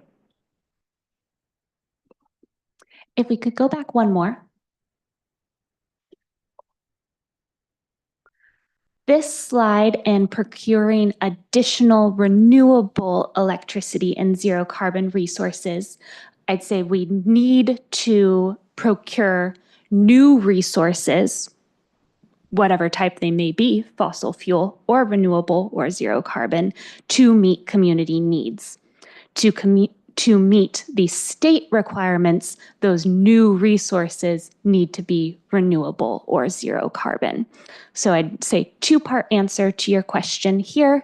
We need to meet the new community needs. That will require nearly double the amount of electricity generation by 2045. To meet the state requirements, those new energy procurements need to be renewable or zero carbon. Then on the next slide, these estimates came from previous Utility Director Crowley, and I would say these are more so based on the peak demands. What do we need to meet peak demands and supply electricity to meet the maximum amount that could be drawn on the system at any given time? Okay, thank you. Chris? I think we're all focused on the slide. My question falls there is just what's the time frame we're looking at for these expenditures? So again, for these, the recommended action tonight is to direct the utilities director to start looking for new energy contracts to meet the consumption, new renewable and zero carbon contracts. That's the action that is recommended tonight. You would look at those new contracts would be brought forward for your consideration. That's to get new electricity generation. The costs shown here are for the infrastructure improvements. The recommendation is that those be incorporated into the next rate study, which would take place in 2027. Thank you. No further questions. I'll open this up to public comment. Not seeing no one come forward, I'll bring it back to council. Councilmember Edwards? No, I feel really fortunate, along with Councilman Herod, we were able to attend the long form presentation of this, and it was kind of daunting on just how much the state mandates are going to be required, what we have to come up with. And I think that we are good to start talking about this now. The cost is pretty crazy high. And I think there's new unknown variables that are in this now with the changing of our, for now, possibly EV mandate. So I don't know where we're going to go with this, but at least I feel we have a good plan. And it's nice that we will be looking at this at the rate study. So in other words, we will have constant intervals where we'll be looking at where we are and what we need to go at. So we won't get to a point to where it's, oh my gosh, all of a sudden we need to spend $20–30 million, because that's just a huge bite for us. Whereas if we take it in chunks with these rate studies, I think we can be very responsibly going forward. Thank you. Any other comments, questions, motion? I think we just received the presentation, yeah. Well, it's adopt a resolution. Sorry, apologies. Yeah, I'll make a motion to adopt a resolution accepting the most likely scenario forecast with a planning margin from the community-wide energy and demand forecasting and directing the utility director to bring forward additional renewable and zero carbon resources for city council consideration to meet state requirements. Second. Can we have a roll call vote, please? Councilmember Edwards? Yes. Councilmember Higley? Yes. Councilmember Kelly? Yes. Vice Mayor Harrod? Yes. Mayor Mitchell? Yes. Thank you for that. Thank you. Okay, so we'll move on to appointments of the City Selection Committee and Mayors and Council Members Association Board of Directors. Raina? Good evening, Council. I don't have a formal presentation for you this evening. The action is to direct the mayor or her alternate on how to vote at the upcoming June 12th City Selection and Sonoma County Mayors and Council Members Association Board meeting. Thank you. So who'd like to kick this off? Councilmember Kelly?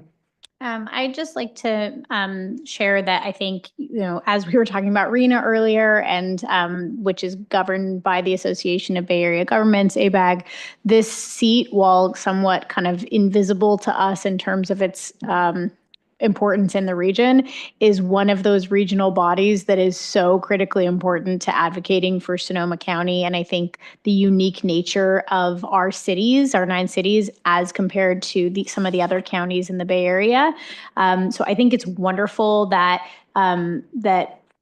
according to the slide, it says Frant, but it's, I think, Frank Quint, that he's interested in the role. I just want to comment that I think Susan Hollingworth Adams from Rohnert Park has been doing a great job advocating for Sonoma County in this seat. And since she's been doing it for, I think, 4 years now, as the primary, I'd like to support seeing her continue in that role. I appreciate that Councilmember Quint, who is brand new, I think, on the city council in Petaluma, is interested in the role. I think that with those regional bodies, what I've noticed is that it takes, not only does it take time to kind of figure out the rules of the road of how does that body function, but to build in your leadership within the bodies so that you can actually be a strong advocate for your region. I don't know if you remember, but this was one of the seats I think that Jake McKenzie held for like 47 years or something. So when it opened up, it hadn't opened up in a very long time. And so I just wanted to comment that I think Susan Adams has been doing a great job in the seat, and I'd love to see her continue forward. And I feel like if we didn't support her, it would kind of be like indicating that she's not doing a good job, which for me personally, I don't think is the case, but also we as a region, as a county, will be better served in having someone who keeps longevity with that seat, because that's kind of how the game is played at some of these regional agencies. Thank you for that. Councilmember Higley? Yeah, I would support Susan for the primary seat and then Frank for the alternate seat. Ron? Yeah, I agree with that. Agree also. So do I. So we're saying Susan as the primary, and although Frank has applied for the primary, we're going to appoint him as the alternate. Agreed. Okay. Do we need to take a vote on this? We do, right? You don't have to. Okay. So I just want to mention that Vice Mayor Harrod will be at the meeting to make this vote for the city of Healdsburg. Okay, which is Thursday, I guess, coming up, right? Okay, great. So thank you. It's really, really hard. Yeah, good. I know. Okay, so we're moving right along to the council reports on matters of interest occurring since our previous regular scheduled meeting. Ron, do you want to start? Yeah, I was at the, when we were talking about our goals, I was at the senior commission meeting last week, and the compassionate community is starting to roll. They've already got a subcommittee of two of the members. Taya is working great with Anna on this, and they're working on funding, and it's really moving forward. They've really got this structured well. So it's nice to see something go from goal planning to really in step, ready to go on that one. I also wanted to mention that I've gotten quite a few constituents stop by when I'm out in front of my house asking me about what's going on at Healdsburg Elementary School with the X's on the trees. There's been some concern about that, so I reached out to Superintendent Vanden Herd. And the problem is that the trees are close to the school foundation, so it's disrupting that, as well as falling on the roof And so that's why those trees do need to be removed. However, there will be new landscaping going in to replace that and update that. So I wanted to update the community and the council on what's going on there. That's great. Thank you. Vice Mayor, do you want to go? I get to be the first one to say yay parade. It was really fantastic experience. And such a great way to meet the community. I mean, before, during, and after. So I really treasure that experience, and the fair as well. So you see people you haven't seen in years, and I just really love that. So that was great. I went to a school board meeting because my son was doing a presentation. That was something I haven't done in a long time. So it was, I didn't stay for the whole meeting, I have to admit, but it was nice to check in on that. And I know it's not in an official capacity in any way, but still interesting. I went to the Jane ribbon cutting event. You were there too, Councilmember Edwards. And then lots of stuff going on as a Healdsburg High School parent with graduation coming up and everything like that. Lots of little events and recognitions and so on that I'm at least on the periphery of. And so it's an exciting time for anybody who's involved in that school. And looking forward to a wonderful graduation on Friday, a big event for our family and many other families in the town. That's great. Thank you. Councilmember Kelly? Sure. So I attended the, well, let's see, since our last council meeting. So SMART Board of Directors, we adopted the budget for the upcoming fiscal year. And one of the items that was being discussed is the Healdsburg extension. So as you may have read, the Windsor extension is now open, even though the ribbon cutting is not for another 2 weeks. It's ready to roll, literally. So the train and the station are open in Windsor. And the ribbon cutting event for SMART, which you are all invited to, will take place on Friday the 13th, 1:30 in the afternoon. And there are really fun t-shirts that will be happening. So I unfortunately will be in San Diego for the Coastal Commission that day and unable to attend, but I hope you all are there to rah-rah for North County. And also happening, so that the Healdsburg contract is in our budget that was adopted. So they're going to be moving forward in the first quarter with allowing the planning design for the Healdsburg extension to continue and to launch a contract for that work. It's like, I think, around 2.5 million. And then also for the Healdsburg Smart extension that was discussed is that in the next 2 weeks, they'll hear back on one of the largest grant applications thus far that's in the pipeline for the Healdsburg extension. So expect to, fingers crossed, hopefully hear positive news about that grant. And if it happens, then Healdsburg and beyond, I think all the way to Geyserville, is fully funded. So knock on wood that we hear positive news on that. And they're still anticipating 2028 year end as calendar year end of 2028 as the completion date for Healdsburg's extension. So that's smart news. And then for the Northern Sonoma County Air Pollution Control District, we had our meeting last week, the first of the 2 phases of the budget adoption. And in that meeting, it was the first time all 5 directors have been able to attend this year, which was a momentous occasion that we were excited about. We received the GeoZones presentation from Sonoma Clean Power. So as the only city in Sonoma County that is not a Sonoma Clean Power city because we have public utility, we have not been as actively kind of involved in the GeoZones project, but I do, because it will be happening in North County and because it is going to be a pretty massive geothermal exploration study of new sources of geothermal electricity that Sonoma Clean Power is leading. We may end up being a customer of said new geothermal at some point, who knows? I highly recommend kind of putting your ear to the ground. If you hear or see about the GeoZones project, we may, at some point want to have a presentation about it, but at the very least, it's something major that is happening in Northern Sonoma County that will have an impact in our region. So just want to plant the seed about that. It's still many, many years away, most likely. And then also at our meeting, we adopted the budget for the Northern Sonoma County Air Pollution Control District for this coming year. Everything is looking very good with the Air District. They do not receive federal funding and very limited state funding. Most of the funding comes from individuals who pay fees for burn permits or large sites like the geysers and Calpine and stuff. So when we have emitters who have to pay for permits, that's what generates the revenue to run the Air District. And so they will have a number of really great grant programs that the city is well positioned to apply for. We continue to be one of because there are only Cloverdale and Healdsburg and then unincorporated that's in our Air District, we continue to be very well situated to apply for those funds. And the city has been very successful in receiving funds from the Air District. So I think we'll continue that effort, and it looks positive in a positive economic outlook going forward. And then yes, attended the ribbon cutting of the dispensary and the parade and the fair, and really excited about opening day for the Prune Packers this Friday night. They have instituted a number of new policies for the Prune Packers games, including not having single-use plastic water bottles and other things. So excited to see how this season unfolds as we have won how many? 3 or 4? We're 4-time champions in a row, which is insane. And I'm looking forward to another great season ahead. Thanks. I don't have much. I kind of talked about the fair already.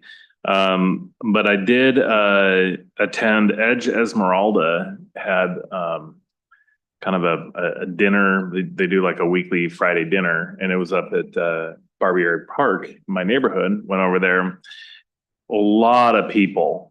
And the next morning, took my dog for the walk like I normally do through the park. Not one single speck of garbage or trash. You wouldn't know that they were even there, except for the nice porta potties on a trailer that were waiting to be picked up.